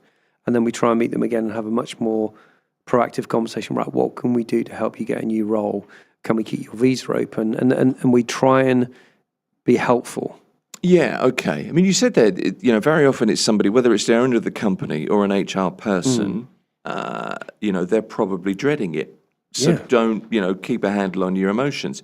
When I was made redundant, I had a very strong feeling that the guy was quite pleased, because there was... It was clearly personal. I felt. Whether it was or not is immaterial now. How did you react? How did I react? I tried to just stay calm and left. And good. There was no real reason given. It was, it's not your work. And I thought, well, what is it then? There wasn't really any answers. And I thought, I'm not going to get anywhere. So there was no point arguing. Joking aside, that was exactly the right thing to do, because... The things you should ask is, okay, can you tell me why it's me? Can you tell me what's happening with the company? But you should see this coming, because what's happening now, people are being made redundant. And the companies, if they're right, they will be telling you what's going on with the company. They'll be telling you what the revenue's going, where it's hurting them. So this shouldn't be a surprise. And if you're a person that has probably not been working as hard as they should have done, or you're disaffected, or you don't believe in the company anymore, it's highly likely you may be one of the first to go. Okay, so first thing to do then, if this does hit you, is take that little bit of time to process the news and try to get a handle on the emotion, the fear, the anger, the rejection, all of that stuff. I mean, it's very easy to say it, but it's tough to do. But you can't take it back. Once you've said something, you can't take it back. And maturity is a great thing, because it teaches you to take a beat. And I think when you're young, your first reaction is, well, that's unfair. You can't do this. Stand up, pick up the chair, chuck it. I know, but I've seen a few. But just remember, the person in front of you is probably not wanting to do this. It's highly likely not, especially if it's an owner running a business, because their business is suffering. Yep. So they're trying to find a way out of it to keep the people who they've got in the business. It's just at the moment in time, you are surplus to their requirements. Now, there have been people of my previous companies we've made redundant or we've let them go, and we've rehired them a couple of years later because our equity is still good with them and their equity with us is still good because we've explained the situation, they've understood it, and they've gone away, done really good things, and we've hired them at a much more senior level again because there's still that intellectual contract with them in terms of you still like the company and we try to do right by you. That's very reasonable on both sides. That's very rare. I was going to say that's rare. It is rare because you're in effect, what you're feeling internally is that the company has told you you're no good. That's the feeling. Often not the case. Yeah. Okay. 9 times out of 10, it isn't the case. It's the case is we have to cut costs somewhere. Where is our core of our business and where are the bits that we can do without at the moment because they're just not core to our business. So going back to you as an individual in this current market, and I've said this before, you need to make as much effort to help your company in this current stage by working really hard to help that company get out of it. Your boss will always remember that. Hopefully that's the case. In best case scenarios. So, okay, yeah. So get a handle on your emotions, and I don't want to be glib, but try not to take it personally. As almost impossible as that is. Everyone does. Everybody does, yeah. When I do it, I remember I said to my deputy CEO at the time when I was working for this other company, I had a week of doing it with the HR person, and I came out of a week of I dreaded it in the beginning, and then I did it. There were like 15 people we had to let go. And on the Friday, I'd finished and I had to go to a party with my wife. And I just sat there. I was so upset. I was mentally worn out. I just hated myself because I'd had to do this. And it took me a week to recover because I'd felt I'd let the people down who worked for me because I had to let them go. But it's taking you longer than that because it's still I can see it still gets to you. I really don't like doing it. Yeah, okay. I think, and I don't think many bosses do. By the way, I genuinely think anybody who runs a company typically cares about what they do. If they're not, then I can't answer those people. But most people are they want to make people successful. That's how companies make money. When you're in this situation, when the economy is struggling slightly because of what's going on, you have to cut your cloth accordingly. And sometimes that is the people in the business. I don't know if I ever told you this, but I did speak to you after I was made redundant, actually, all those years ago. But when it happened and I walked out of the room, I was with one of the HR people, and I made some remark. I came around to your house, didn't I? You did, yeah, you did. Yeah. But he made a remark, and I said something, and I said, quite a day to day, isn't it? Because there was a whole series of people being let go. And he went, "Oh, you have no idea." And I went, "Oh, I think I do. I've just been fired." Yeah, that's... Sorry, made redundant. Yeah. I could see him going, "Oh, facepalm." But also, what you've got to think about, what can you get out of this? So, can you keep your visa open? Can they write you a good reference? Yeah. There's all that stuff, because one of the things I'm very good at, if somebody's left our business properly, I'll be their mentor, I will like them forever, and I will tell people in the industry how good they are. If they leave us badly, I'm not going to do that. Yeah, well, that's 99% of people, 99.999% of people. Nope, you'd be surprised. Really? Wow. Yeah, we've had a lady leave us recently, a lady called Vika. She's really good, actually. She's with us a couple of years. She's gone in-house. She's a Ukrainian lady. She's really good. And as I was leaving, I said, "Look, make sure you keep in contact. Come and see us. It's really sad you're going." She's gone to a better role, actually. Right. And she said, "Oh, do you think you're going to talk to me still?" And I'm like, "Why wouldn't I?" It's interesting. People go through that mentality because you're leaving a company that the boss is never going to speak to you again. It's not the case. No, okay, but I mean it the other way around. If you burn your bridges, then isn't that most people turn around and they're just no, that's it. You're gone. No, sorry, yeah, forgive me. I think I think if you handle the process properly as a manager and as a person that's leaving, if you understand from both parties what's going on, you can come out of this with an intact relationship, which is what you have to do. You may not have your job, but you've got a relationship with your boss who actually reluctantly has had to let you go for commercial reasons or maybe other reasons. Keep that relationship, because at any one point, you might get hired by somebody who knows that person and they might take an informal reference. Okay. So try to keep a lid on things is basically what we're saying. Try not to take it personally. Try not to burn bridges or shout and scream, because you then have to understand what you're entitled to under the labour law, and you're going to have to work with the Human Resources Department to make sure that end of service gratuity is, the conditions are applied appropriately. Absolutely. And also, if you come out of that and you thought about it and you've gone back and your relationship with the HR person or the person doing your end of service benefits and your exit interview, it's a positive one, they're going to do everything to help you. If it's a negative one, they may be reluctant to help you as much. Gotcha. Okay. So assuming that you've been selected for redundancy, I was going to say fairly, I don't think that's the right word in this case, but it's happening. Exactly. Fine. What about if you believe you've been selected unfairly and you feel there is perhaps a personal aspect or there are extenuating circumstances? This is why you need to go away and think about it. Right. So what you do is, if your boss has had that conversation with you, and typically there's always an HR person in the meeting with you, you go, look, okay. Is that how it should be, by the way? Yes, by the way, it should be. If you've got a business that has an HR person, there should always be a second party in there. By the way, you can request somebody to be in that meeting with you, a colleague. Okay. What that does, it means that any dialogue that is shared, because you can't record those conversations, by the way, it's illegal. Oh, okay. Yeah, you can't do that without the person's permission. So the best thing to do is get somebody in there to either listen to what's going on or have an understanding of what your thoughts are. Typically, it's the company will have an HR person, because the HR person is typically on your side. They're trying to help you. They're trying to manage this process and make sure you're treated fairly by the company.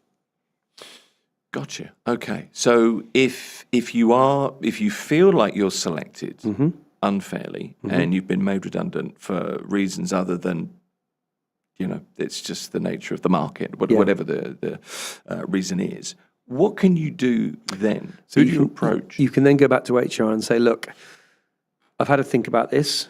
Let me give you my point of view why I think I'm being unfairly selected for this. Can I meet with you and discuss this in more detail? But lay out your points. You can't do it emotionally. You can't say, well, they don't like me.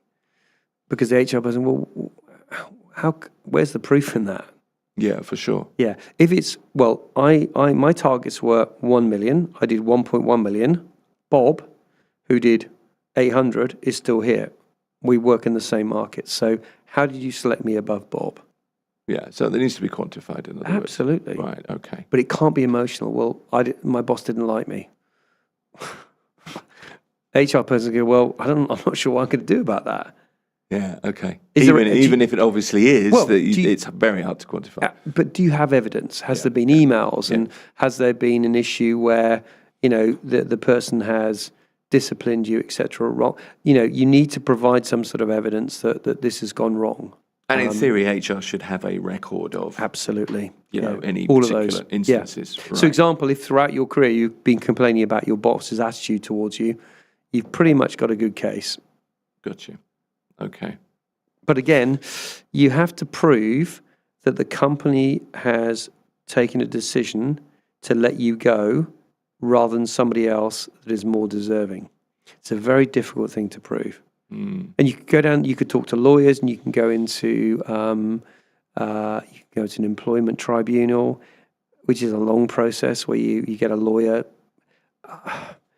You have to look at what can come out of this, and what you need to get out of this is you need a reference from your company, and it needs to be not he turned up at 2:00, at 9 and finished at 5, and he did everything he was expected. You want a personal reference from someone like me going, actually, we let this person go, but they're really good at doing these things. We just didn't have that in our market currently. Yeah. That means a lot.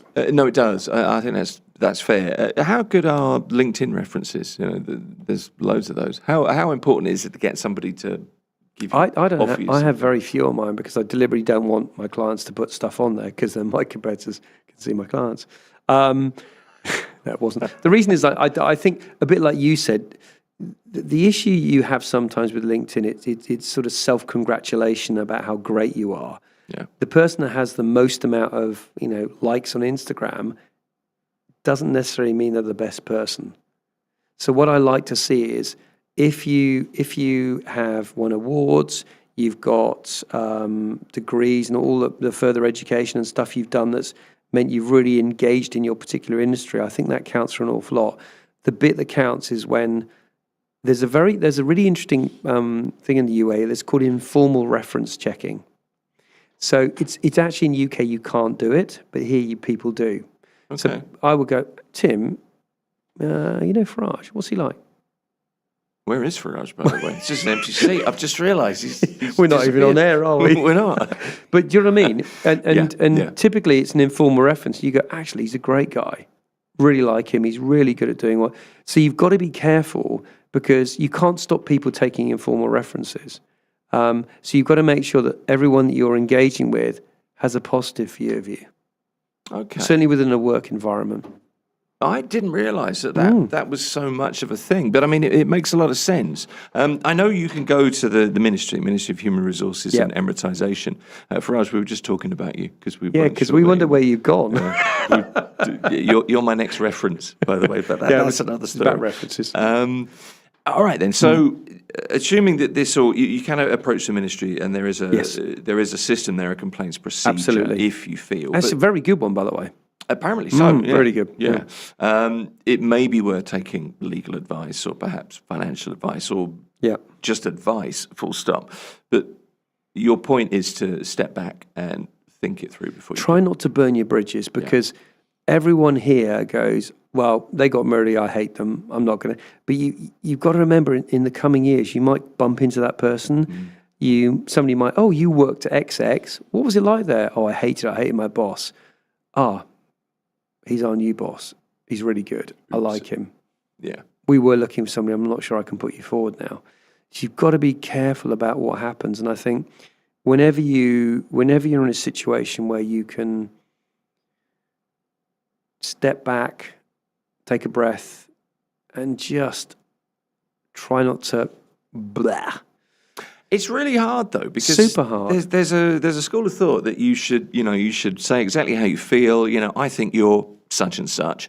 There's another school of thought that is I genuinely do disagree with you on that particular point. But that's fine. That's there's fine. the balance, It's how you say it. Yeah. Now, everyone wants to go, I hate you, I never like you, you're an awful person, and you're the seventh level of Dante's Inferno.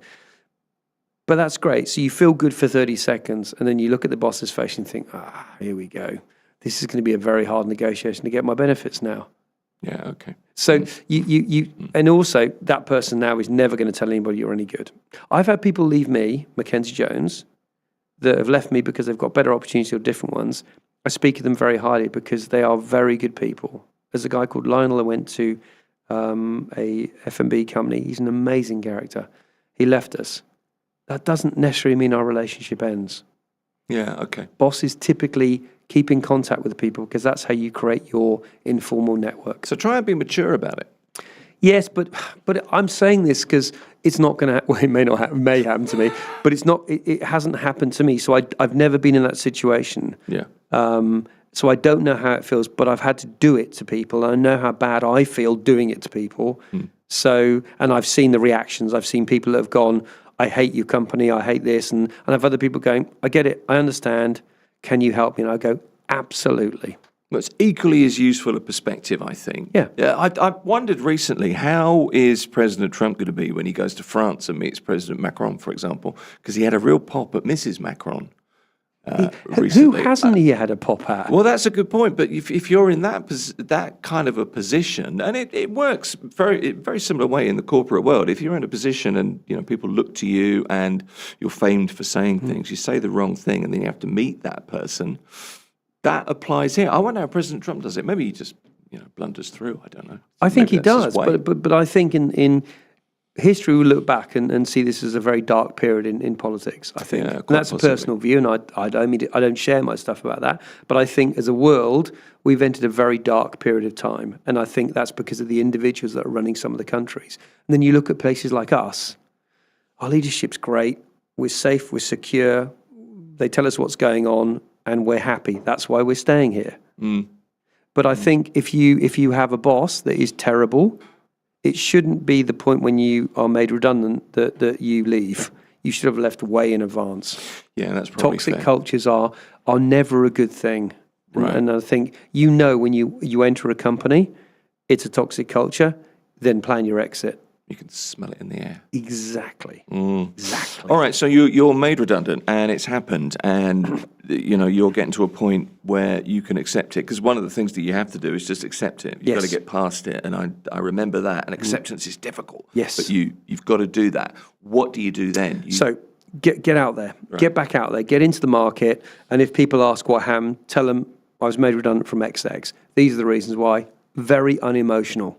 If they go, I never liked that company. Look, it is what it was, So to say I was made redundant? Absolutely. Right. Because at some point, and it doesn't happen as much here as in Europe, somebody will ask for a reference from your existing employer. They have to say they were let go or made redundant. They can't say left.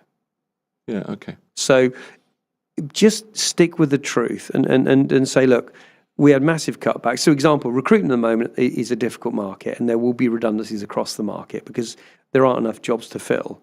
So, if you're going to another recruitment company for an interview, you have to say, look, I was made redundant. These are the reasons why. This is my sector, but this is what I did that was good. And if the employer goes, well, what do you think of your company? You say, look, they're a good business. I had 3 years there. I really enjoyed it. It just came to this point. I don't have a bad word to say about them. Yeah, that's okay.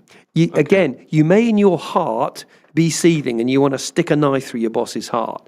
That is not the thing to do.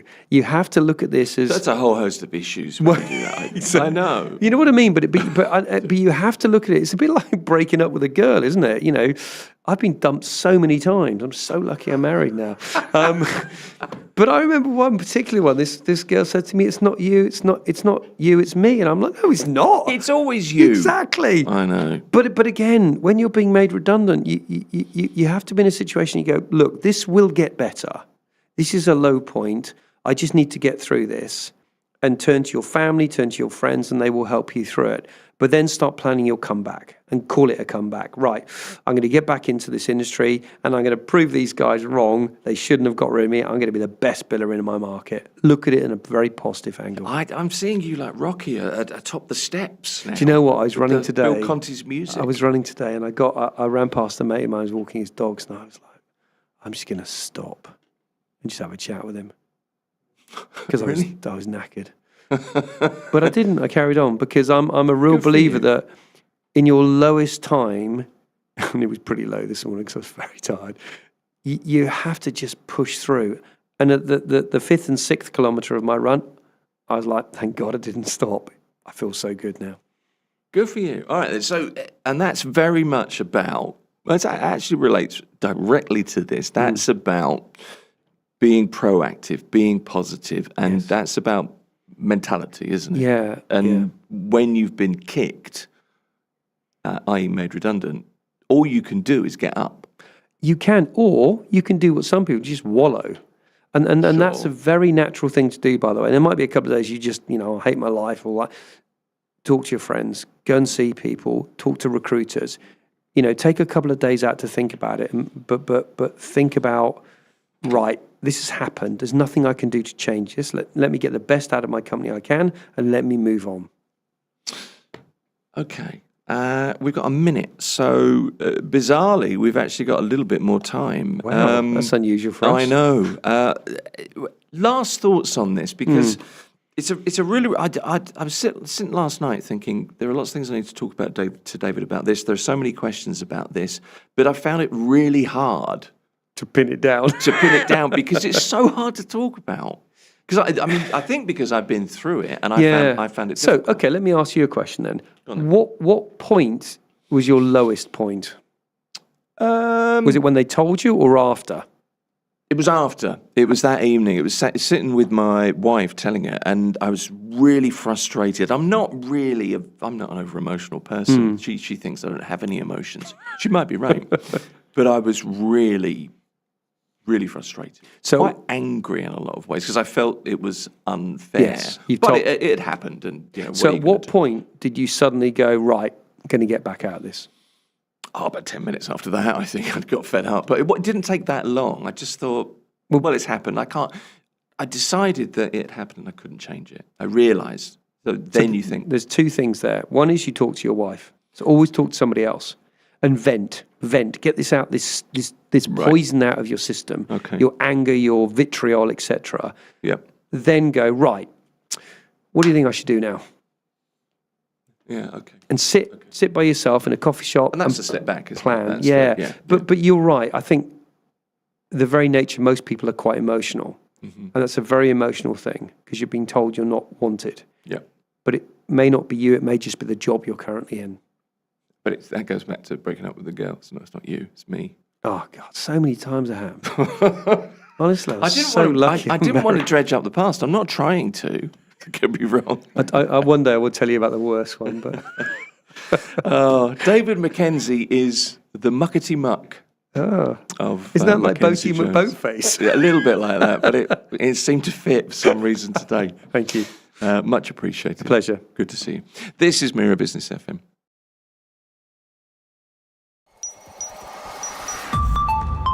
Mira Business FM, Dubai's home of business radio.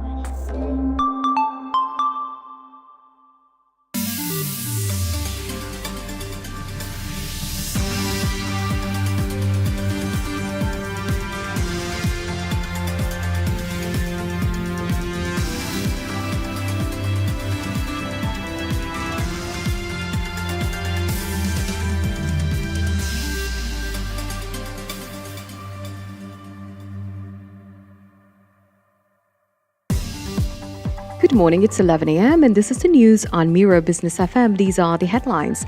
The Central Bank of the UAE and the Central Bank of Bahrain have signed a currency swap agreement between the UAE dirham and the Bahraini dinar. The deal is valued at 20 billion dirhams and will run for 5 years. It aims to strengthen financial cooperation and boost trade and investment between the two countries.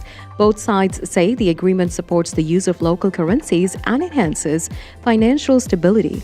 It also marks a step forward in regional financial integration. Global investors are turning to rare diamonds as Middle East tensions fuel market uncertainty. With rising volatility, many are shifting toward tangible assets to protect their wealth. Rare diamonds are gaining attention for their scarcity and portability and independence from financial systems. Unlike stocks, these assets can be physically held and privately owned. This makes them especially attractive during periods of geopolitical instability. OpenAI, the creator of ChatGPT, is gearing up for a U.S. IPO that could value the company at up $1 trillion. CFO Sarah Freyar told CNBC that the company plans to reserve shares for individual investors, a move that's unusual in major public offerings.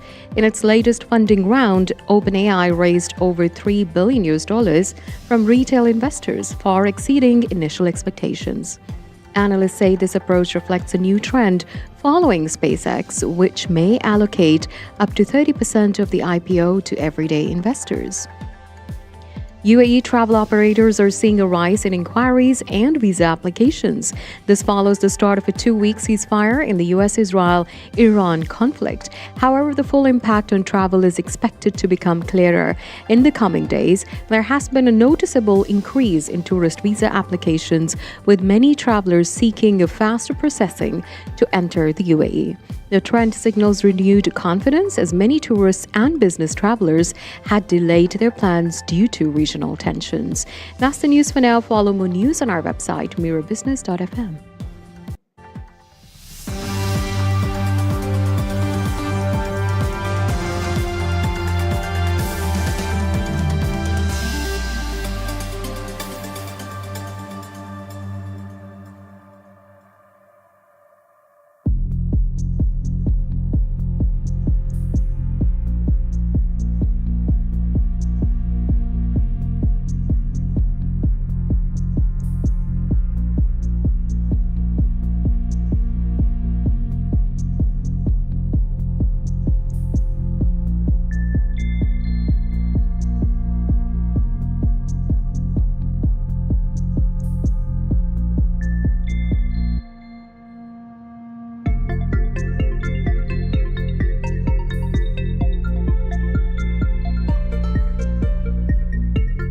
This is Mira Business FM. It's the morning drive. The economy of attention is our topic next. Who is getting rich off of your life? That's coming up at Mira Business FM.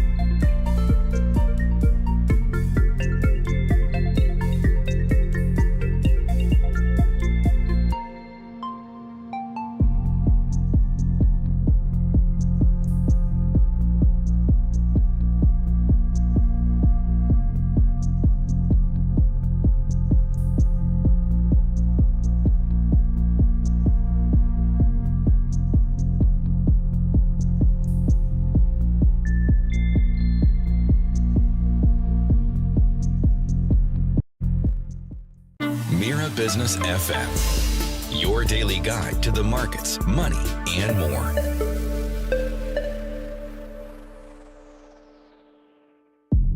James Thomas is here on the morning drive now. Usually, James, he is an independent financial consultant. So normally we talk sort of money and personal finance and savings and investing. We do. Usually. Today, though, very different.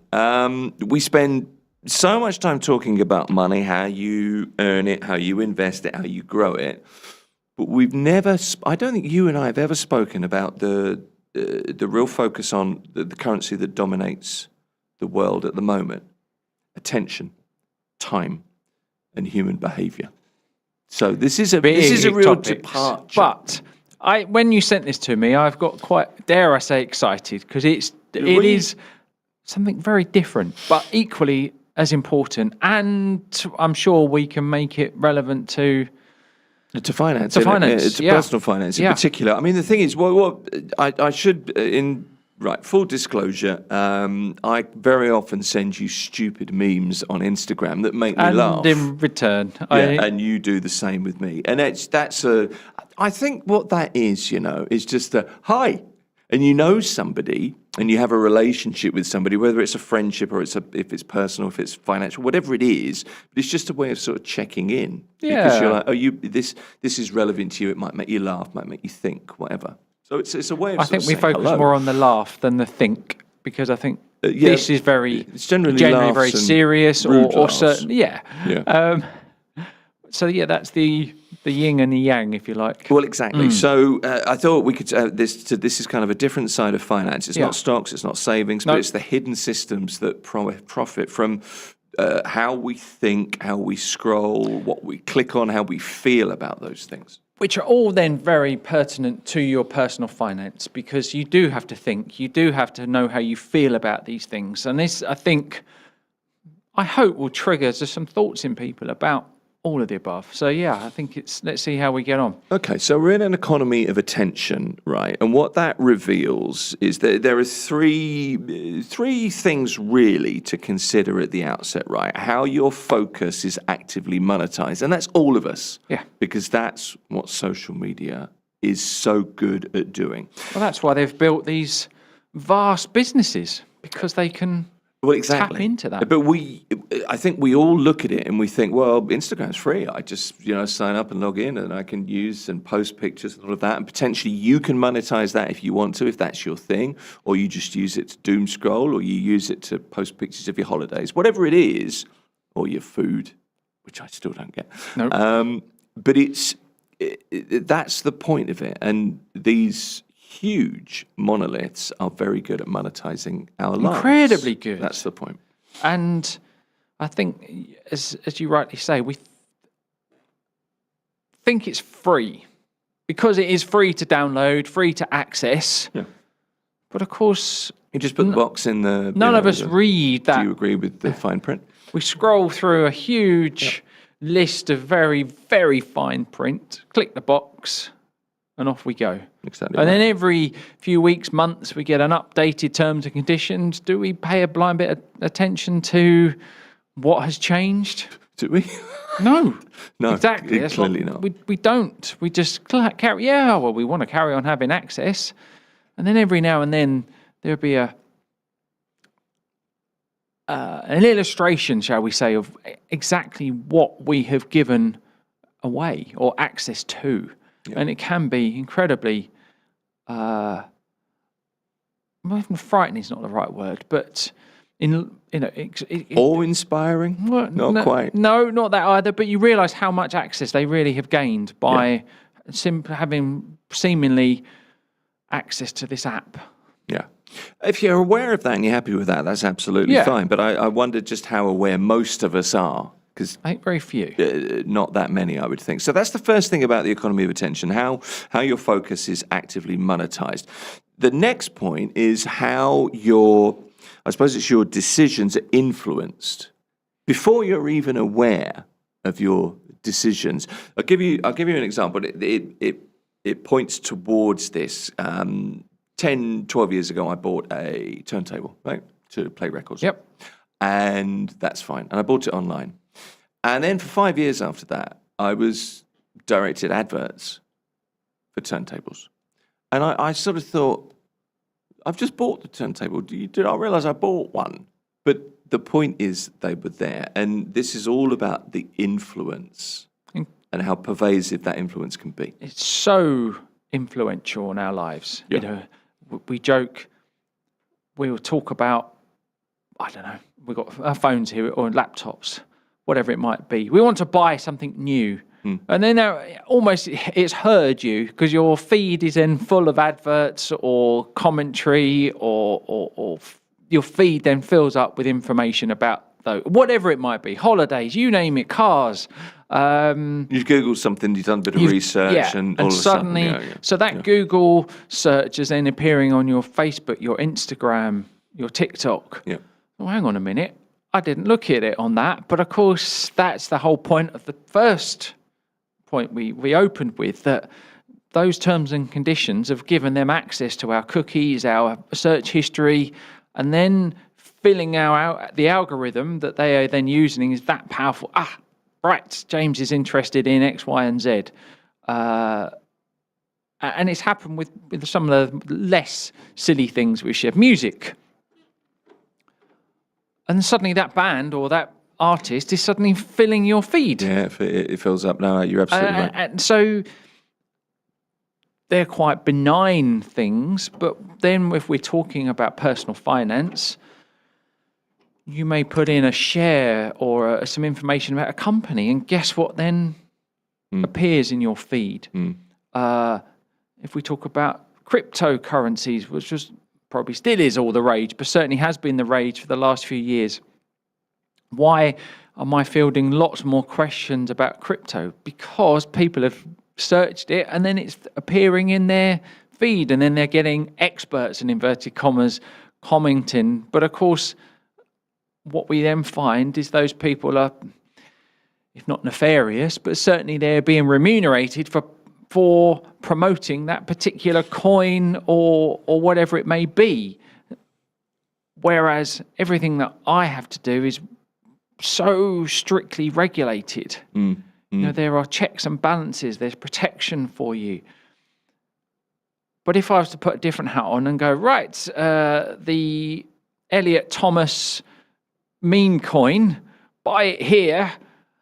Nice, I can see that working. Absolutely. Why wouldn't people pile into that? But That's my point being, I know, to name no names, but many people in senior positions even in governments have done exactly that. And millions or billions of dollars, pounds, euros have piled into those coins with no real value behind them. That's a very good illustration of the influence, actually. And that's the influence that these things and the people promoting them have. And that's the key. You know, if I come to you and say, right, I recommend X, Y, Z, I would also tell you that, you know, and they're regulated in the Isle of Man, they're regulated in the UK, they're wherever it may be. And here is the regulator, and this is your protection, and this is the security that comes with whatever it may be that I'm proposing. You know, here in the UAE, we have the central bank, we have the insurance authority. None of these things have very few of them have any regulation behind them. And we've seen the collapses of many things with billions of dollars, pounds, euros, again, pick your currency, of people's hard-earned money just disappearing. With no safety nets. So again, that's why perhaps bringing it back to that finance, because all of the things that we're talking about, that's how it can actually influence. It's that get-rich-quick scheme, really, dressed up in a different package. And very often it's just a Ponzi scheme, isn't it? No, I mean, that's the point of the discussion today. The other thing about the economy of attention is how the industries we're talking about, you know, and it really is essentially in the main social media, I suppose. The point, the design is that you are kept distractive. The idea of, you know, encouraging impulsive behavior, impulse buys. Yes, impulse buys, impulse investments. And almost dependent on that dopamine hit. Exactly, the dopamine hit. Oh, you've done, that one was last week's. Now this one. Whereas everything, I think, most things that I would recommend to people, it's the hare and the tortoise, I guess would be the closest analogy. What we're talking about is the hare. It's rush. Don't think, go. Do what I say now. Invest, whatever it might be. Whereas the traditional approach is perhaps far more the tortoise. It's just far more slow, thoughtful, considered. And when perhaps I'm talking 6-8% per year returns, wow, you're making that a day doing this wonderful day trading or buying this coin or whatever it might be. Yeah, but what about the days when it loses twice, 3 times that? Oh, no, we don't worry about that. And that's perhaps where I can get, lots of us get very frustrated with these things, because it hides or tries to move away from the reality of what we're trying to do. Yes. You realise you just likened yourself to a tortoise. Yeah, which is fine. Which is good. Yeah. I had 3 tortoises once. Yeah, Yeah, there's yeah. a side of you. There's another story. The whole story we I'll could tell go you that into. another time. They all made a break for freedom. They literally ran off the day we got them. Just straight out the back door. Never saw them again. Canny little tortoise. I don't know if that's the plural of tortoise. But what's interesting about this is, okay, so the economy of attention. I have a few points that I want to throw at you. Okay. And this is broken down into 8 points of reference, if you like. Okay. So it starts with silence, okay? Boredom and silence. And your boredom, your silence, is worth billions. Billions, because we hate it now. I mean, again, God, I'm such an old what's it? But I've noticed. Exactly, thank you. But do you remember in school holidays, summer holidays? Yep. Mum saying to you, or rather Mum, I'm bored. Good, go and find something to do. Occupy yourself. Yes. And so you'd go off, you'd get your Lego out, or you'd go on your bike, or whatever it might be. But you would find a way. And it's the same now. You go and pick up a book, read a book, whatever. You would use your own initiative to occupy your time.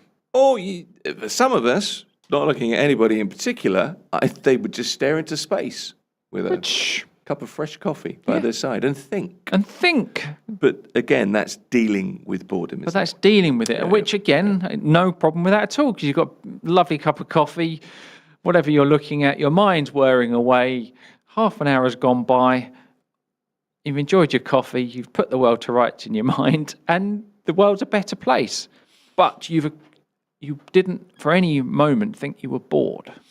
Exactly. Whereas where we're talking about here, that silence, that ability, dare I say, to fill the time yourself has gone. We immediately reach for our phone. Picking this up. Yeah. We pick this up. Well, I'm picking my phone up for the listeners, and we find our preferred app and we start scrolling. And now maybe that's the silly things that we've sent each other, but if that's for 5 or 10 minutes, fine. But when it turns into hours. And it can easily do that. And it do, because of course, what happens when you start scrolling, the algorithm starts to work out what you're interested in and brings more and more what it thinks you're interested in. Let me quote you. Platforms use dopamine-driven design, intermittent rewards, and FOMO, fear of missing out, to keep users trapped in an infinite stream of content, always anticipating the next hit of satisfaction. So it's like a frictionless flow of information, pulls you into deep, time-consuming rabbit holes. Yep. We've all been there. That ultimately reshapes how we consume entertainment and how we view news, and by extension, how we view truth as well. Very much. One of my pet hates is that very few news stories can be adequately reported in a minute to maybe 2 minutes. But yet, because of this and people's attention span now being believed, I don't think it is, because I think there's a huge swathe of people who want more information. However, the headlines are now... What? Yeah, exactly. What are you saying? Shut up. And therefore, you never get the full story. You get a 90-second snippet, and then it's moved on to the next story, and then the next one, and then the next one. Yeah. Breaking news. We've all heard that. Well, what about the story you broke 5 minutes ago? How about some more information about that? Oh, you are a grumpy old man. I am a grumpy old man. But you are right, and that's the there's point. No depth. Yeah, the point is that these systems are designed this way for a reason, and it is to keep you engaged, to keep your attention, and ultimately to drag more data out of you in the end. And keep you hooked. Yeah. Let me throw something else at you about algorithms, because you mentioned it there. Algorithms aren't just there to show you new content. Algorithms are there to ultimately shape the way that you consider content. They're shaping what you want, how you think based on what you want, and even who you become. And I think this is something that we're starting to see now. It becomes a closed loop. Exactly right. The more that you consume, the more you're given. The more you consume, the more you're given. The more more it influences your thought process. It's not necessarily malevolent. There are benevolent aspects to it because I give them the benefit of doubt. I agree. I do not think they were set up necessarily with that in mind, but that's been the result that they've. But it's the difference that you have to understand the difference, isn't it? And I think for lots of us, it's if you're beginning to guide the decisions that you make in real life, or perhaps even identity to some extent, algorithms. It's not just about content selection, but they become like architects of the things that we want, the desires that we have, the behavior that we have, and the way that we view the world as well. Yep. So it's the difference, and I think there's an element of kind of cynicism required. Does that make sense? It does. I mean, you're saying grumpy old man, but that's the cynicism, I like to think. So that's the healthy, and dare I say, again, showing my age, but the rise of AI as well. The content you're watching, is it even real? Yeah, well, very often. How has it been influenced? Very often. Is this a real story or a real whatever? Even a real person? Yeah. Or if it's a real person, are the words that are coming out of their lips, are they their words?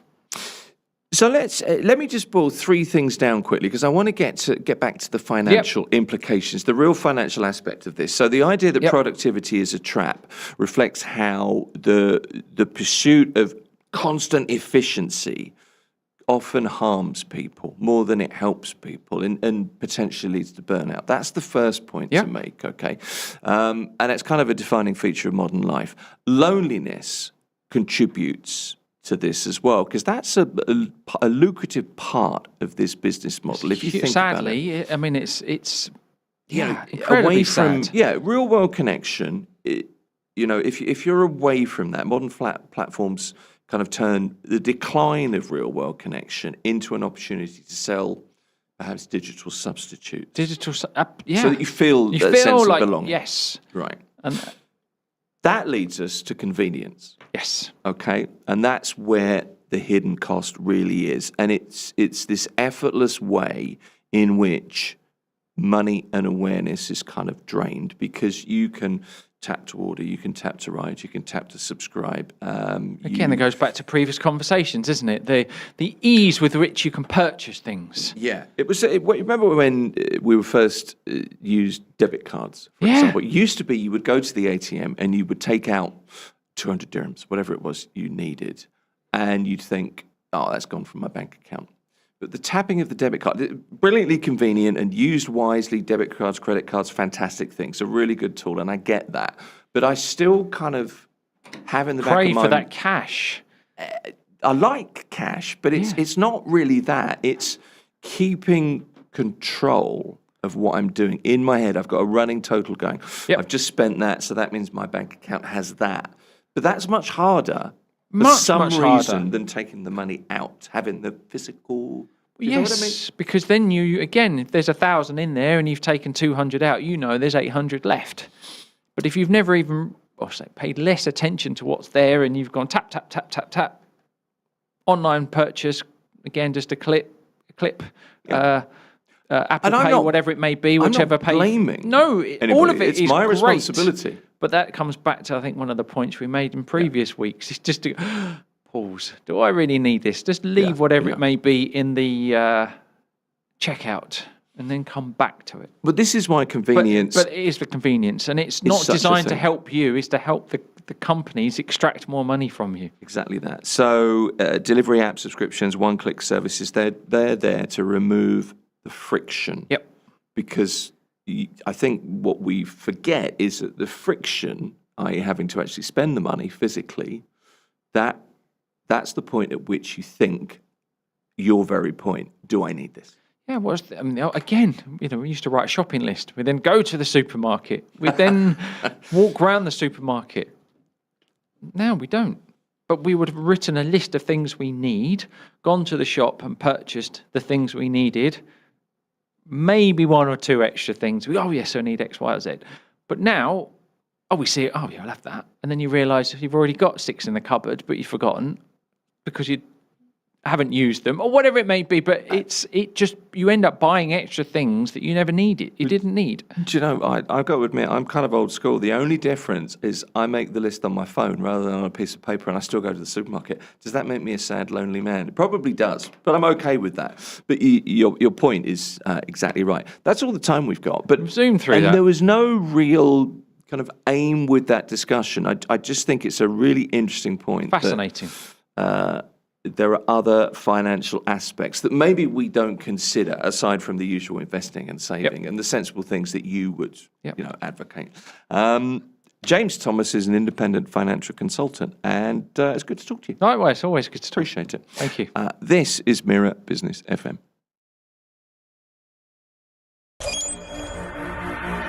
Mira Business FM. The sound of success.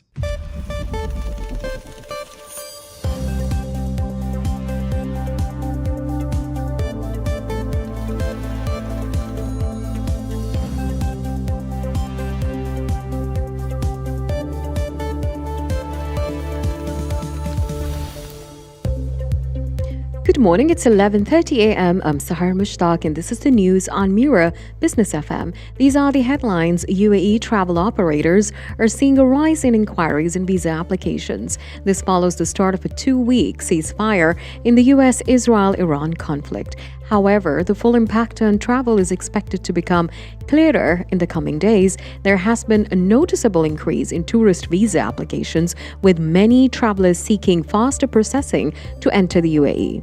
The trend signals renewed confidence as many tourists and business travelers had delayed their plans due to the regional tensions. With the ceasefire in place, travel demand is beginning to recover. Iran has warned ships near the Strait of Hormuz to seek permission before passing through the key waterway. It says vessels that do not comply could face action. The warning highlights ongoing tensions despite a ceasefire announced by the U.S. President Donald Trump. The 2-week pause in attacks is conditional on the strait reopening in a safe and immediate manner. Analysts say the Middle East oil and gas recovery is expected to take months and in some cases even years despite the ceasefire. Around 11 million barrels per day of oil production remain shut. Recovery depends first on restoring safe shipping through the Strait of Hormuz. Tanker movement is still uncertain, with ship owners cautious about resuming transit. Port and logistics constraints are also slowing the return of supply. Shipping is likely to limit recovery in the short term before production becomes the main challenge. And now, quick market and currency update. Bitcoin is trading at $71,038 right now. And for those tracking remittances, 1 dirham equals about 25.21 Indian rupees, 76.23 Pakistani rupees, 33.44 Bangladeshi taka, 16.24 Philippine peso, 14.49 Egyptian pound. Meanwhile, 1 British pound is equal to 4.92 dirhams today. That's the news for now. Follow more news on our WhatsApp and Telegram. This is Mira Business FM.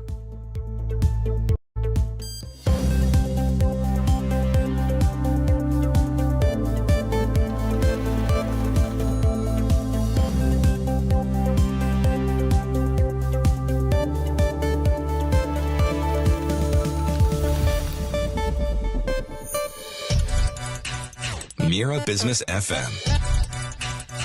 The sound of success. Mira Business FM. The sound of success. It's the morning drive. Dubai's property market now, specifically Dubai Market Research, or a snapshot of research. More than 44,000 residential transactions recorded Q1 2026. But underneath those headline numbers, what is the story? We know that off-plan sales dominate the market. They're up more than 10% year on year, nearly, I think, just over 3/4 of all deals. At the same time, ready property transactions are perhaps cooling, signs of cooling at least. There was a sharp drop in March. Let's unpack this a little bit. Zaki Sajjad is the Director of Business Development and Client Relations at the property consultancy Cavendish Maxwell, and he is here. Good to see you. Good morning. Thank you for having me. You're very welcome. Good to have you back. So what's driving demand, Zaki? Where's the market heading heading next? What do the latest numbers mean for investors, for developers, for buyers? We've got a lot to talk about. Yeah. I'm not going to jump into that immediately. Headline figure is 44,100 residential transactions recorded in Q1 of this year. So to start with, the obvious question is, what does that tell us about the overall kind of market strength? Look, I mean, it's still a very positive market in Q1. Now, obviously, we had an interesting month in March, but that being said, we still recorded over 12,000 transactions in March, which, I mean, that is pretty phenomenal. Now, there is, with off-plan sales, a 60 to 90-day period before the ACUDs or the sales purchase agreements, the SPAs, get registered.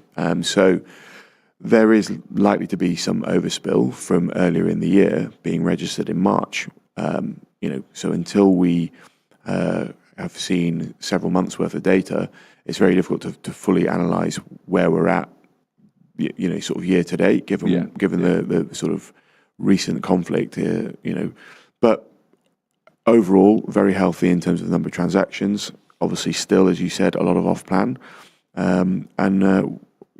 We can get into a bit of perhaps why we think that the ready market is cooling somewhat. And I think that's, always with these things, it's a number of factors.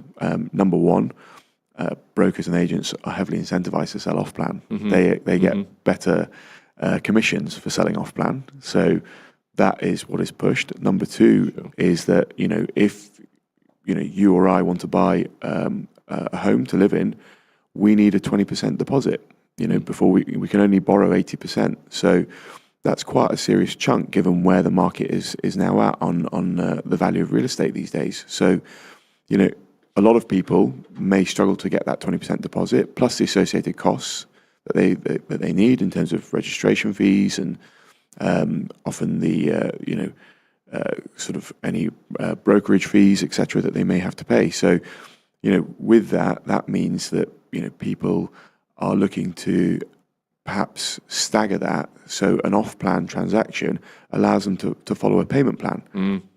So you don't need to put down as much money.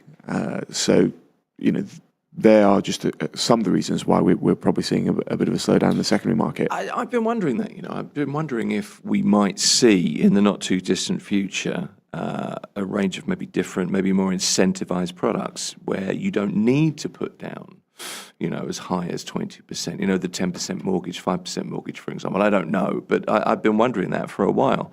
Do you think we might see something like that going forward? I mean, look, in maturer markets, that is definitely, the norm. If we look at the UK as an example, it's usually 10% is a deposit that you would need or what you would need to sort of get a mortgage.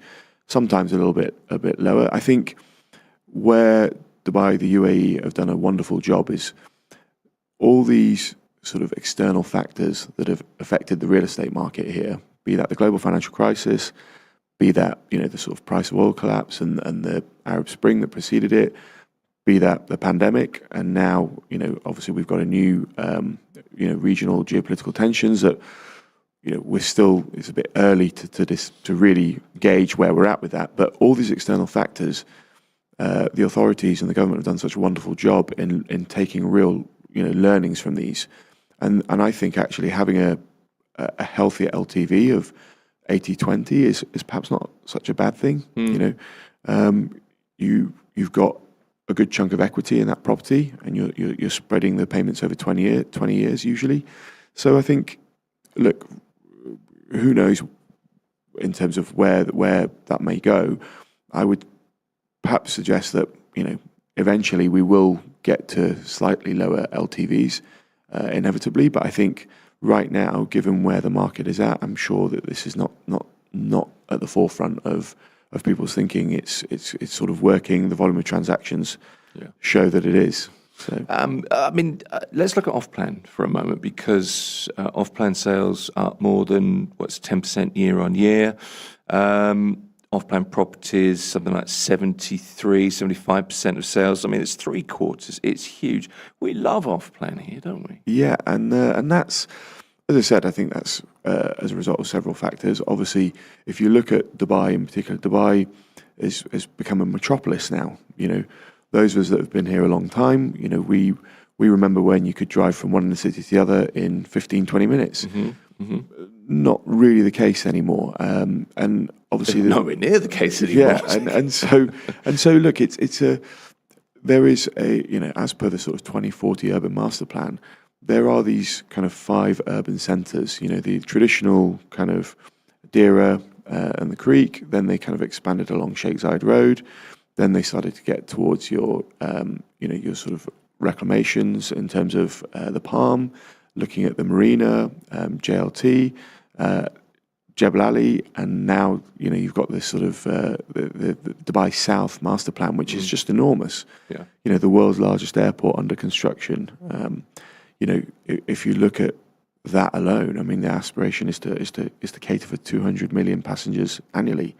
That's double that of DXB currently. I was going to say, I was just doing the maths in my head there. Yeah. Even I can do that. Yeah. It's a huge plan. Exactly. So and so there is these visions. There's these long-term visions that that Dubai has, that the authorities have, that the government has, which they want to sort of push this. So as a result, there's always going to be a lot of off-plan. And even if we look at years, perhaps say from 2014 to 2020, where we weren't seeing what we have been seeing, say from 2020 to 2026, where the market was growing month on month in terms of values and volumes.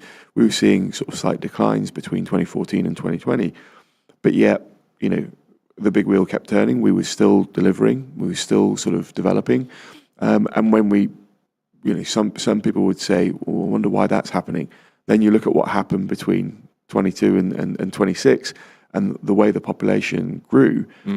Suddenly, we're all paying astronomical rents because there's not enough supply in the market. So, this is part of it. So the vision is very much a long-term vision.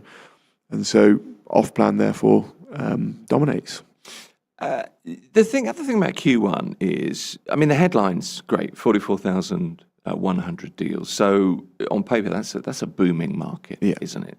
But when you look at the March data in isolation, in terms of the level of transactions, there's a slowdown compared with the same time last year, isn't there? So I'm wondering, is that seasonality? Is that really down to the uncertainty?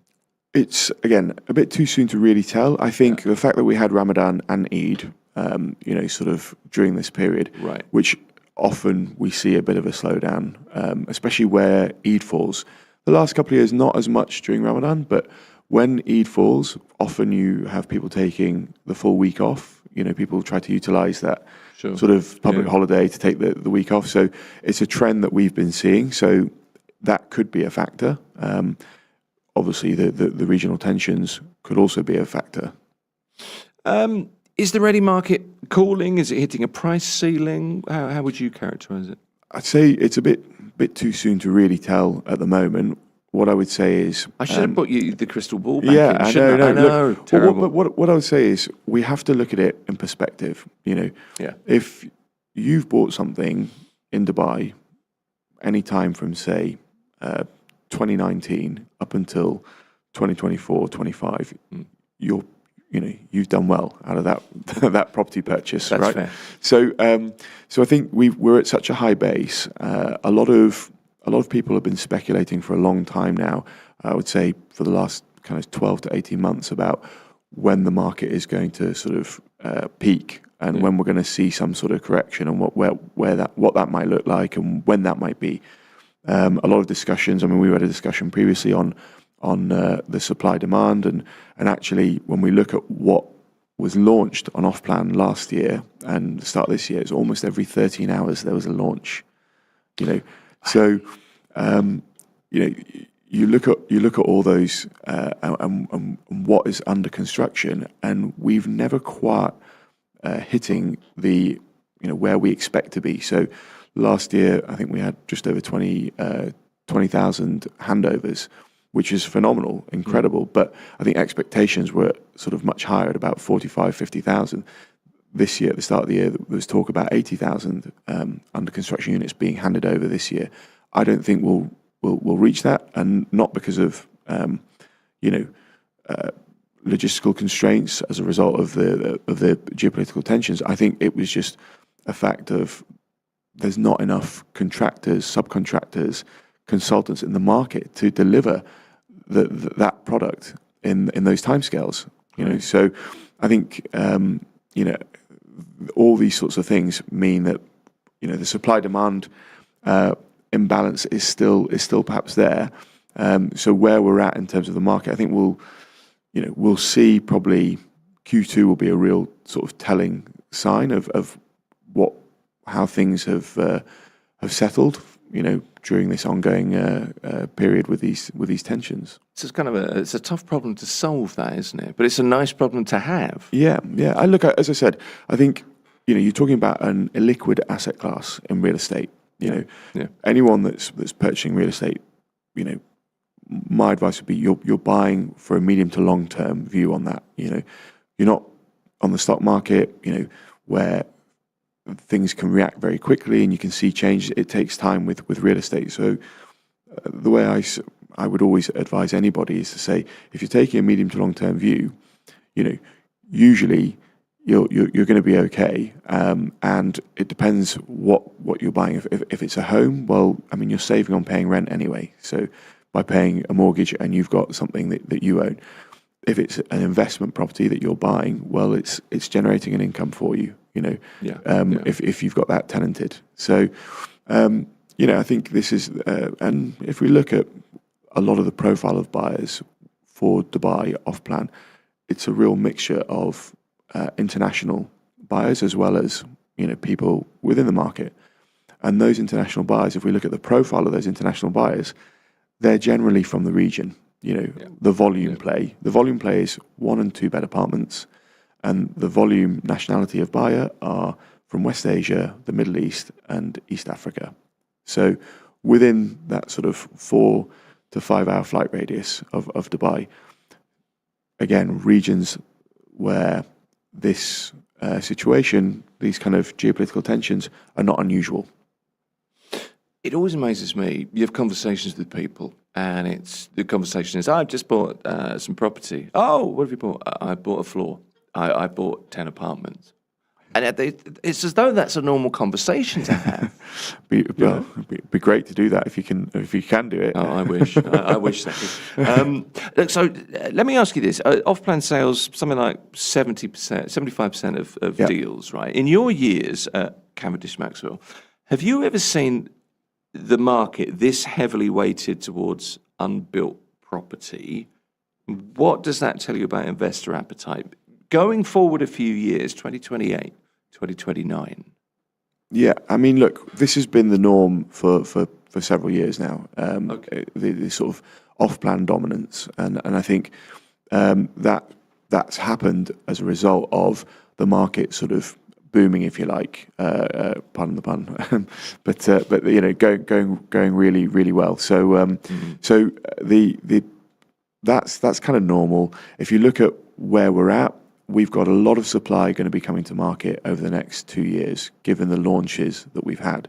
I think expectations at the start of this year was roughly around 80,000 units to be handed over this year. Yeah. I don't think we'll hit that number. I think it will fall below. But that being said, that whatever we fall below in terms of handovers is going to kick into 2027, and then obviously the 2027 numbers will kick into 28. So I think we are going to see a lot of stock coming to market across the city. It would be interesting to see the absorption rates. If we take a 20-year view, I looked at population data for Dubai from the year 2000 to the year, I did this in December of 2024. Okay. So I looked at a 24-year view of the population growth of Dubai, and averaged out at about 280 to 300,000 people a year is where the population grew. So if you extrapolate that over to 2040, then my goodness, we're going to be at nearly 6 million people in the city. I'm getting ready to be knocked back. So you're going to be at nearly 6 million people in the city, and this is through global financial crises. This is through, regional tensions. This is through the pandemic. This is where, Dubai just keeps attracting people. And unsurprisingly, it's a wonderful place to live. And so people are drawn to it. So when you look at that and you think, well, if we're going to be getting to that population in 15 years, where are these people going to live?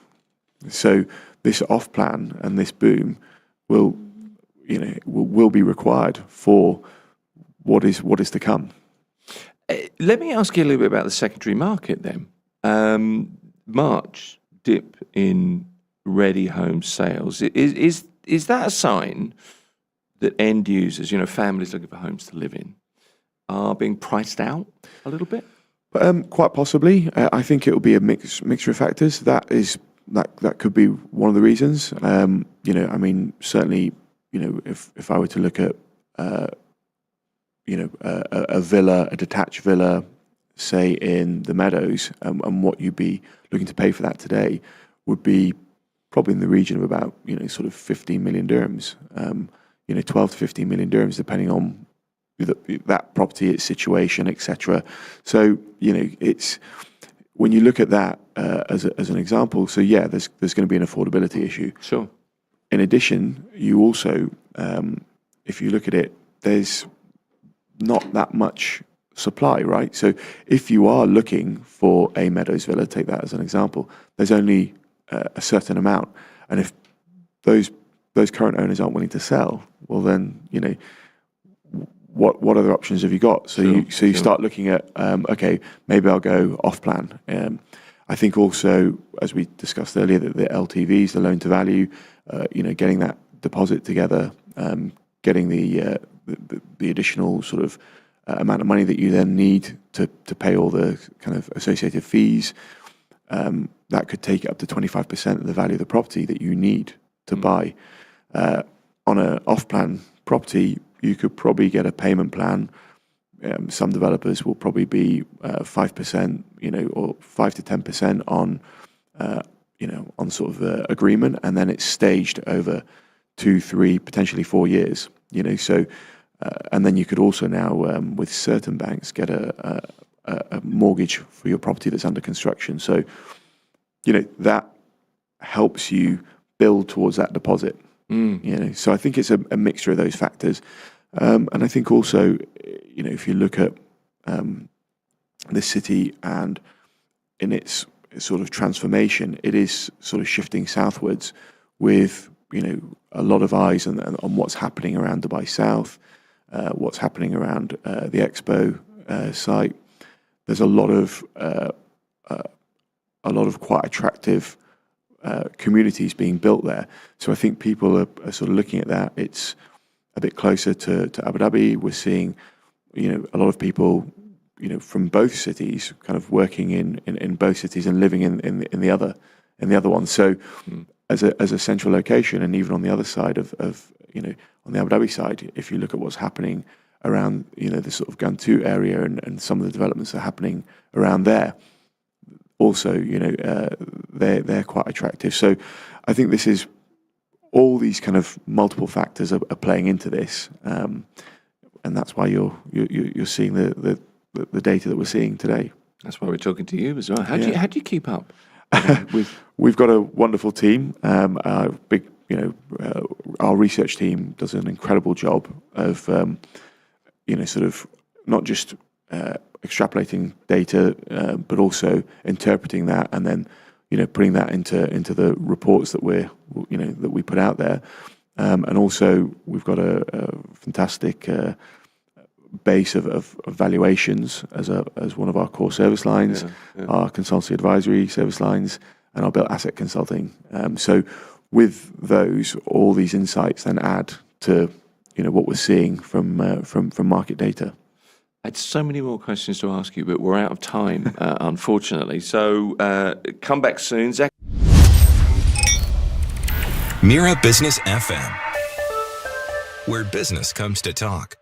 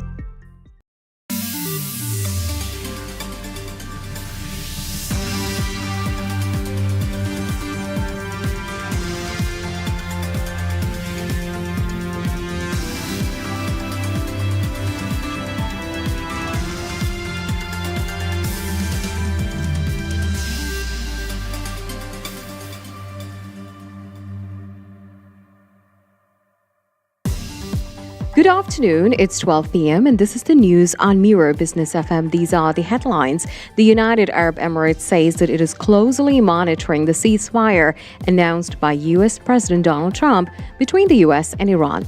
It is seeking clarity to ensure Iran fully halts hostilities and reopens the Strait of Hormuz.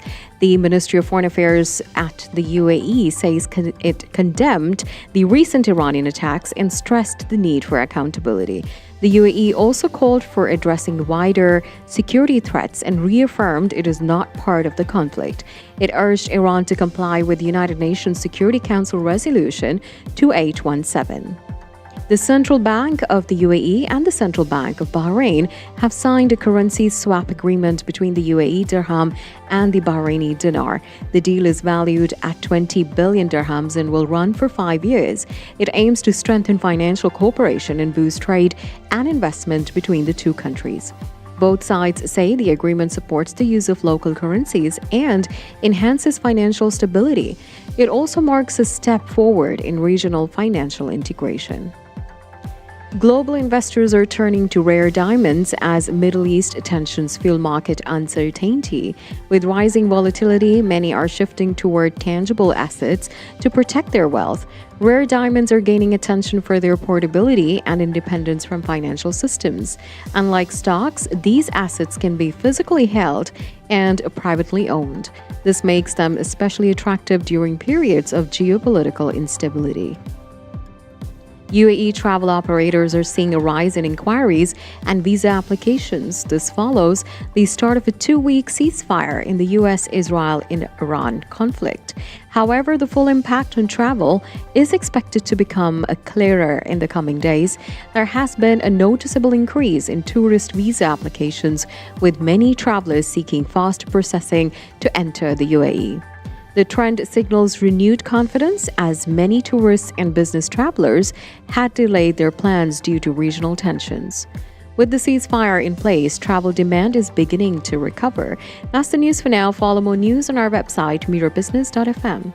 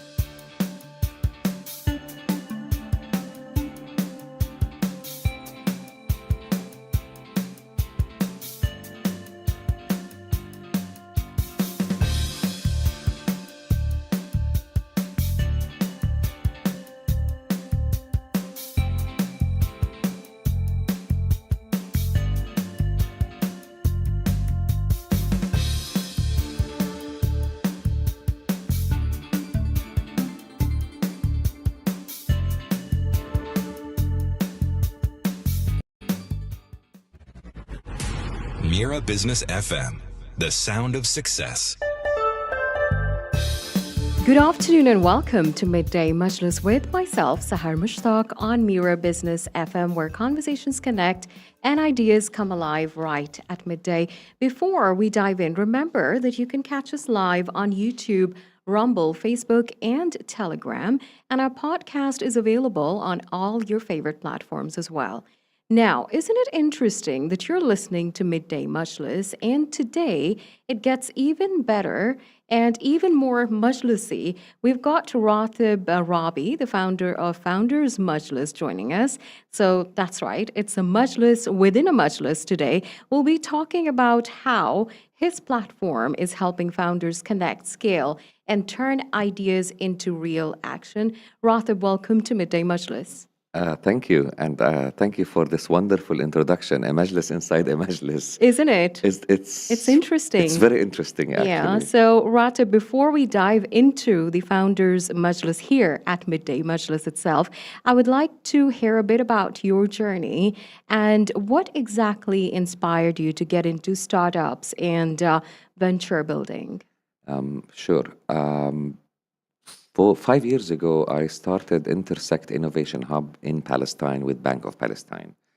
There was a big challenge in starting any founder-led innovation hub at that time without donor funding. It was a fully private sector funding.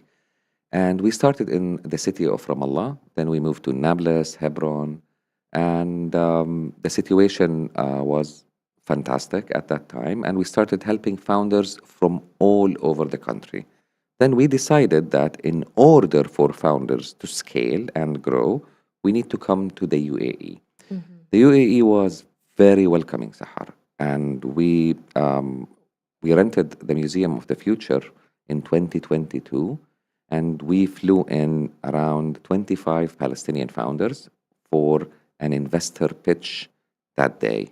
Then with our partners at the DIFC, we also moved for the second day during that time. So our testing ground was fantastic because most of the startups and founders, when they came, they registered. After that, we were so lucky to connect with Dubai Chambers, and they did a business-to-business matching. So all of the founders that are more of at growth stage and scale managed to register companies and start businesses here. So when we went back home, we found out that most of the people that participated in this journey, I'm going to call it journey, managed to flip their lives and startups. They scaled. They now have companies registered here, registered in Abu Dhabi, registered in the region. And they have significantly started working on their income generation, hiring new talent, hiring people. So to me, I've been involved in this for more than 10 years. I just mentioned 4 of them. But you've actually started it here a couple of years ago. So about 3.5? I don't want to mix these two things together. So basically, I ended up my tenure with Intersect almost in December.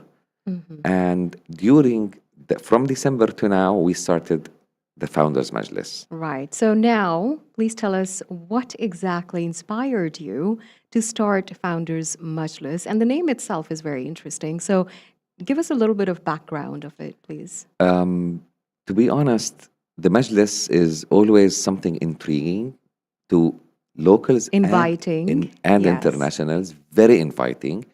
And in Ramadan, we managed to see during the past 2 years the Iftar Majlis and the Majlis after Iftar. And we found out that people meet, speak, network, freely, during these Majlis events. You're absolutely correct. So we found, we touched it. In this country, we really touched a Majlis. And what does a Majlis mean? So since December, we launched actually our company, a new company, my partner and I. It's called Al Wasl Ventures. Right. So the story of the Majlis comes from Al Wasl Ventures. What does Al Wasl Ventures, why Al Wasl? It's fantastic that we got to know that Dubai's previous name is not Dubai, it's Al Wasl. So later on, it was named Dubai. So we fell in love with the name Al Wasl because Al Wasl in Arabic means networking, connecting. So to us as founders, this is where it comes from, networking, connecting. So we started with Al Wasl Ventures. Al Wasl Ventures has 3 programs. One of them is 7 Ventures. 7 Ventures is mentoring Emirati founders. We did not launch this program yet. We wanted to launch it in December and January, but due to the situation, we decided to pause this program and launch our second program, the Founders Majlis. Right. So what happened is Hub 71 was very welcoming in Abu Dhabi, and we managed to launch a month ago our first chapter in the capital of capitals in Abu Dhabi.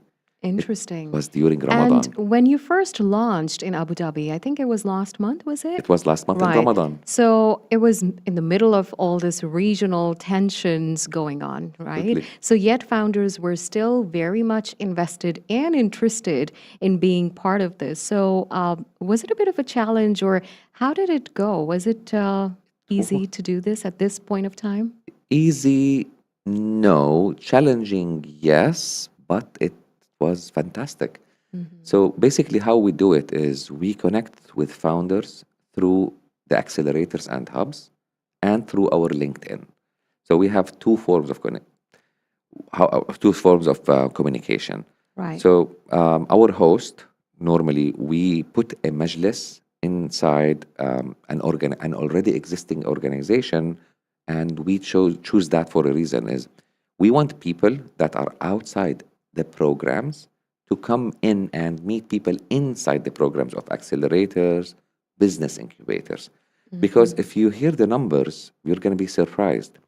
For an acceleration program, I'm going to use examples of Hub 71, Shira, and any other place in Dubai as well.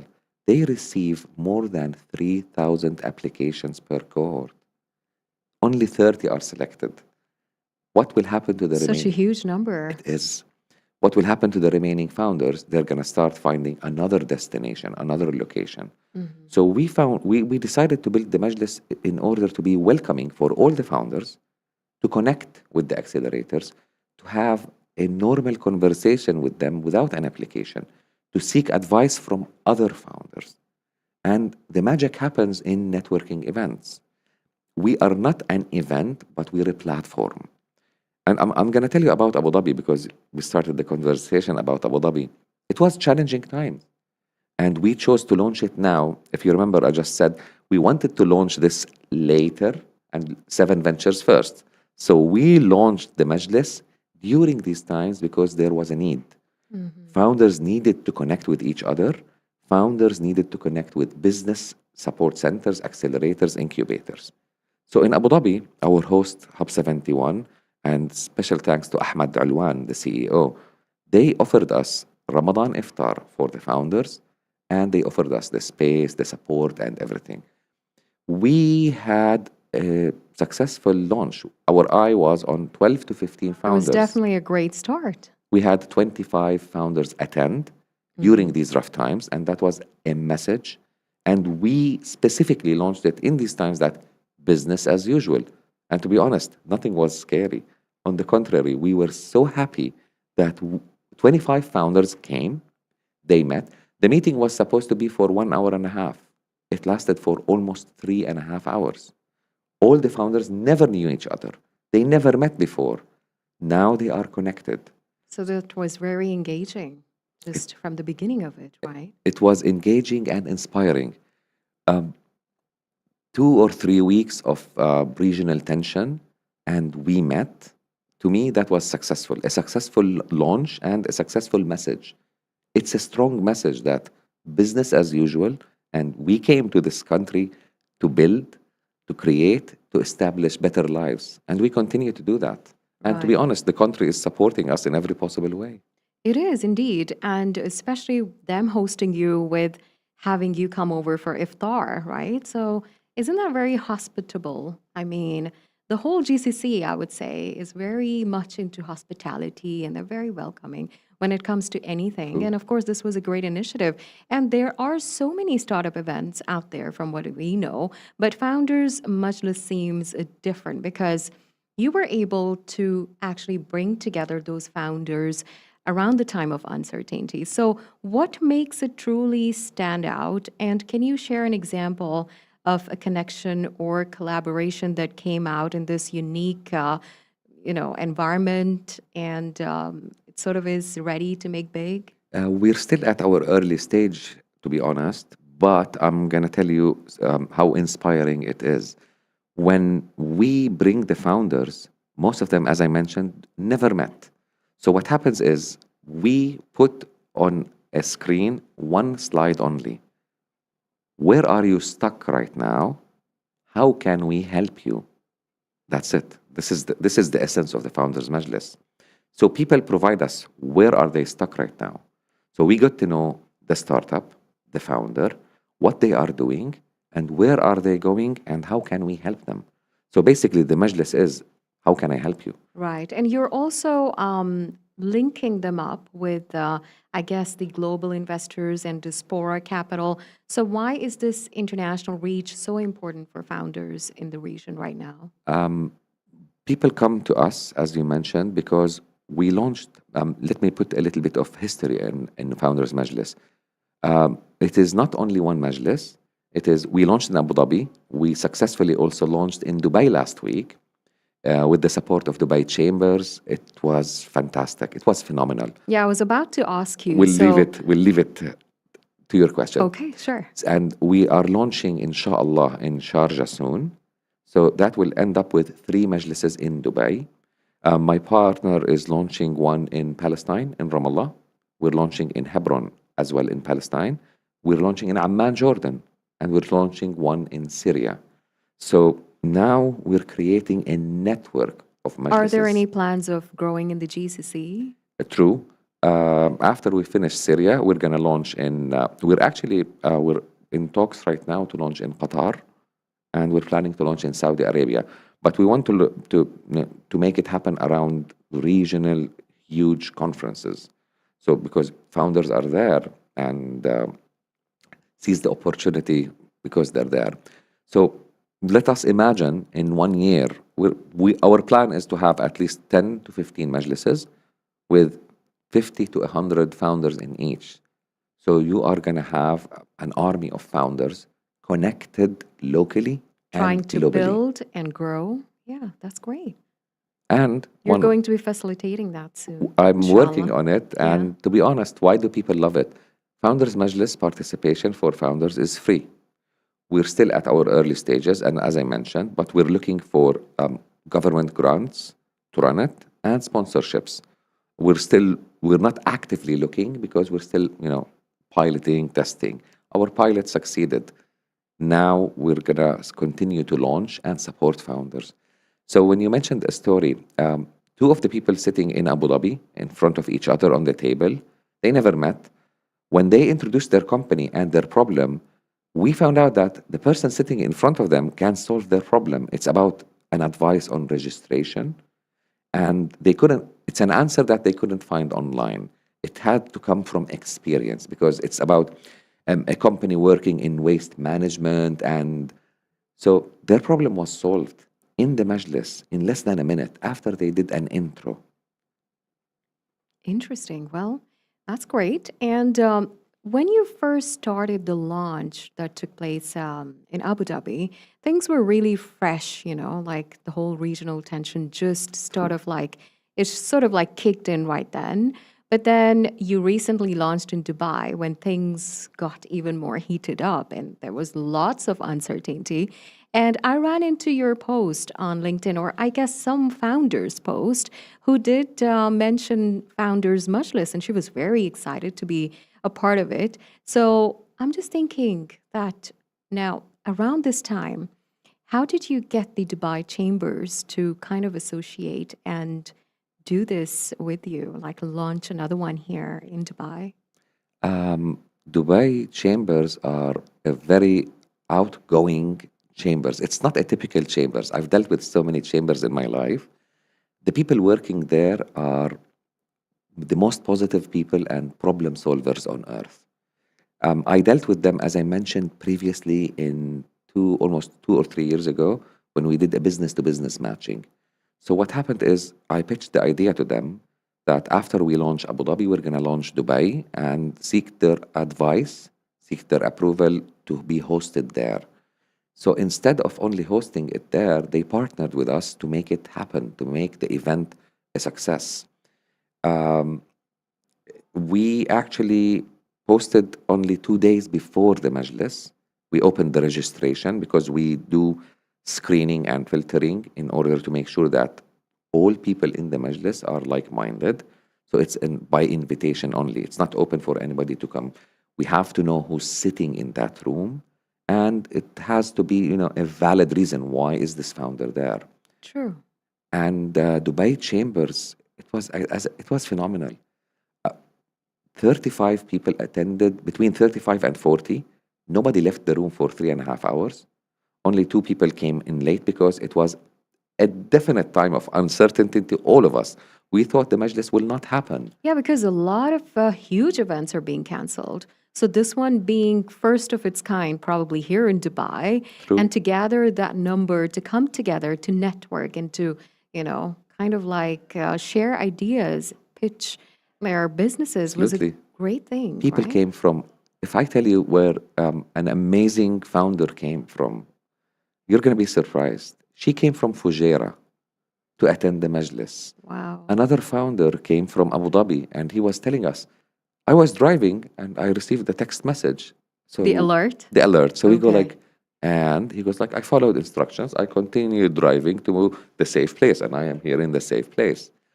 Another one two actually came from Sharjah. So there was just a lot of enthusiasm there, right? Enthusiasm was filling the room. Right. And to me, how do we succeed? When we bring people who never met together under one roof. And to be honest, Dubai Chambers offered great support to all the founders that are not part of their programs. What happened is we did a presentation because most of them do not know what Dubai Chambers offers. Mm-hmm. They know what they can see on the website. But what you see on the website and in real life, it's completely different. People can see on the website the way they grasp things. And some people came and said, I've been trying to register my the company. ads always look inviting. Exactly. They do. Yeah. And so one person came and said, I'm trying to register my startup and company.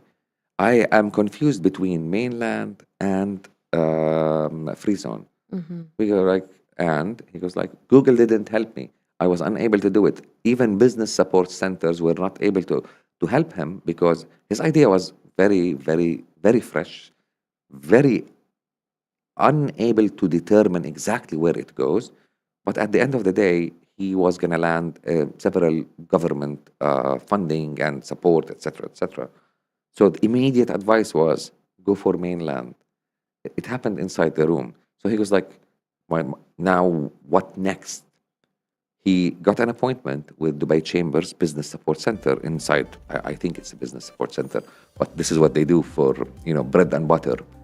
So several founders, when somebody was sitting there saying, I need help in my startup, I'm looking for testing grounds, and I need to be connected to universities.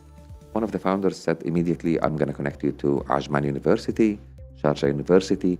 So people started. So one idea led to the other, and it just became a success, I guess.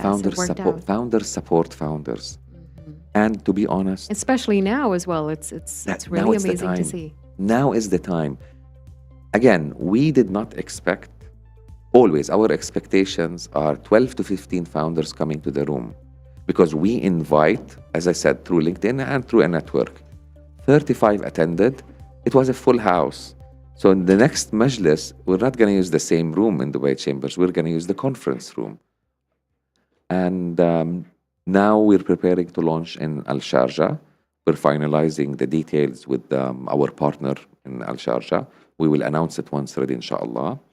And Ajman. We wish you all the more Thank success. And we hope that the founders, they can build what they want to, they can grow together. And of course, this is the time to probably connect with others to get more ideas running and going in order to come up with something. Because you see when in COVID as well, like great ideas came in right then. Absolutely. And now they exist and life only Absolutely. progressed. So you never know what future holds.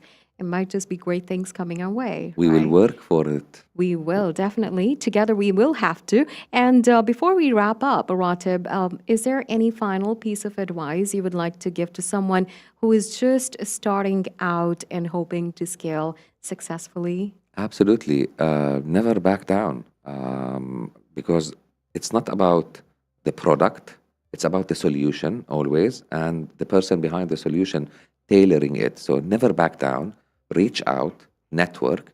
We did the Majlis because it's not an event inside an event. It's the place where founders meet and connect and network and grow. So reach out to us, reach out to any of our partners. They are fantastic. All doors are open here. The country is built for business. And inshallah, success. And this is the big business hub. So, It of is. course, it has to keep growing despite of whatever happens, right?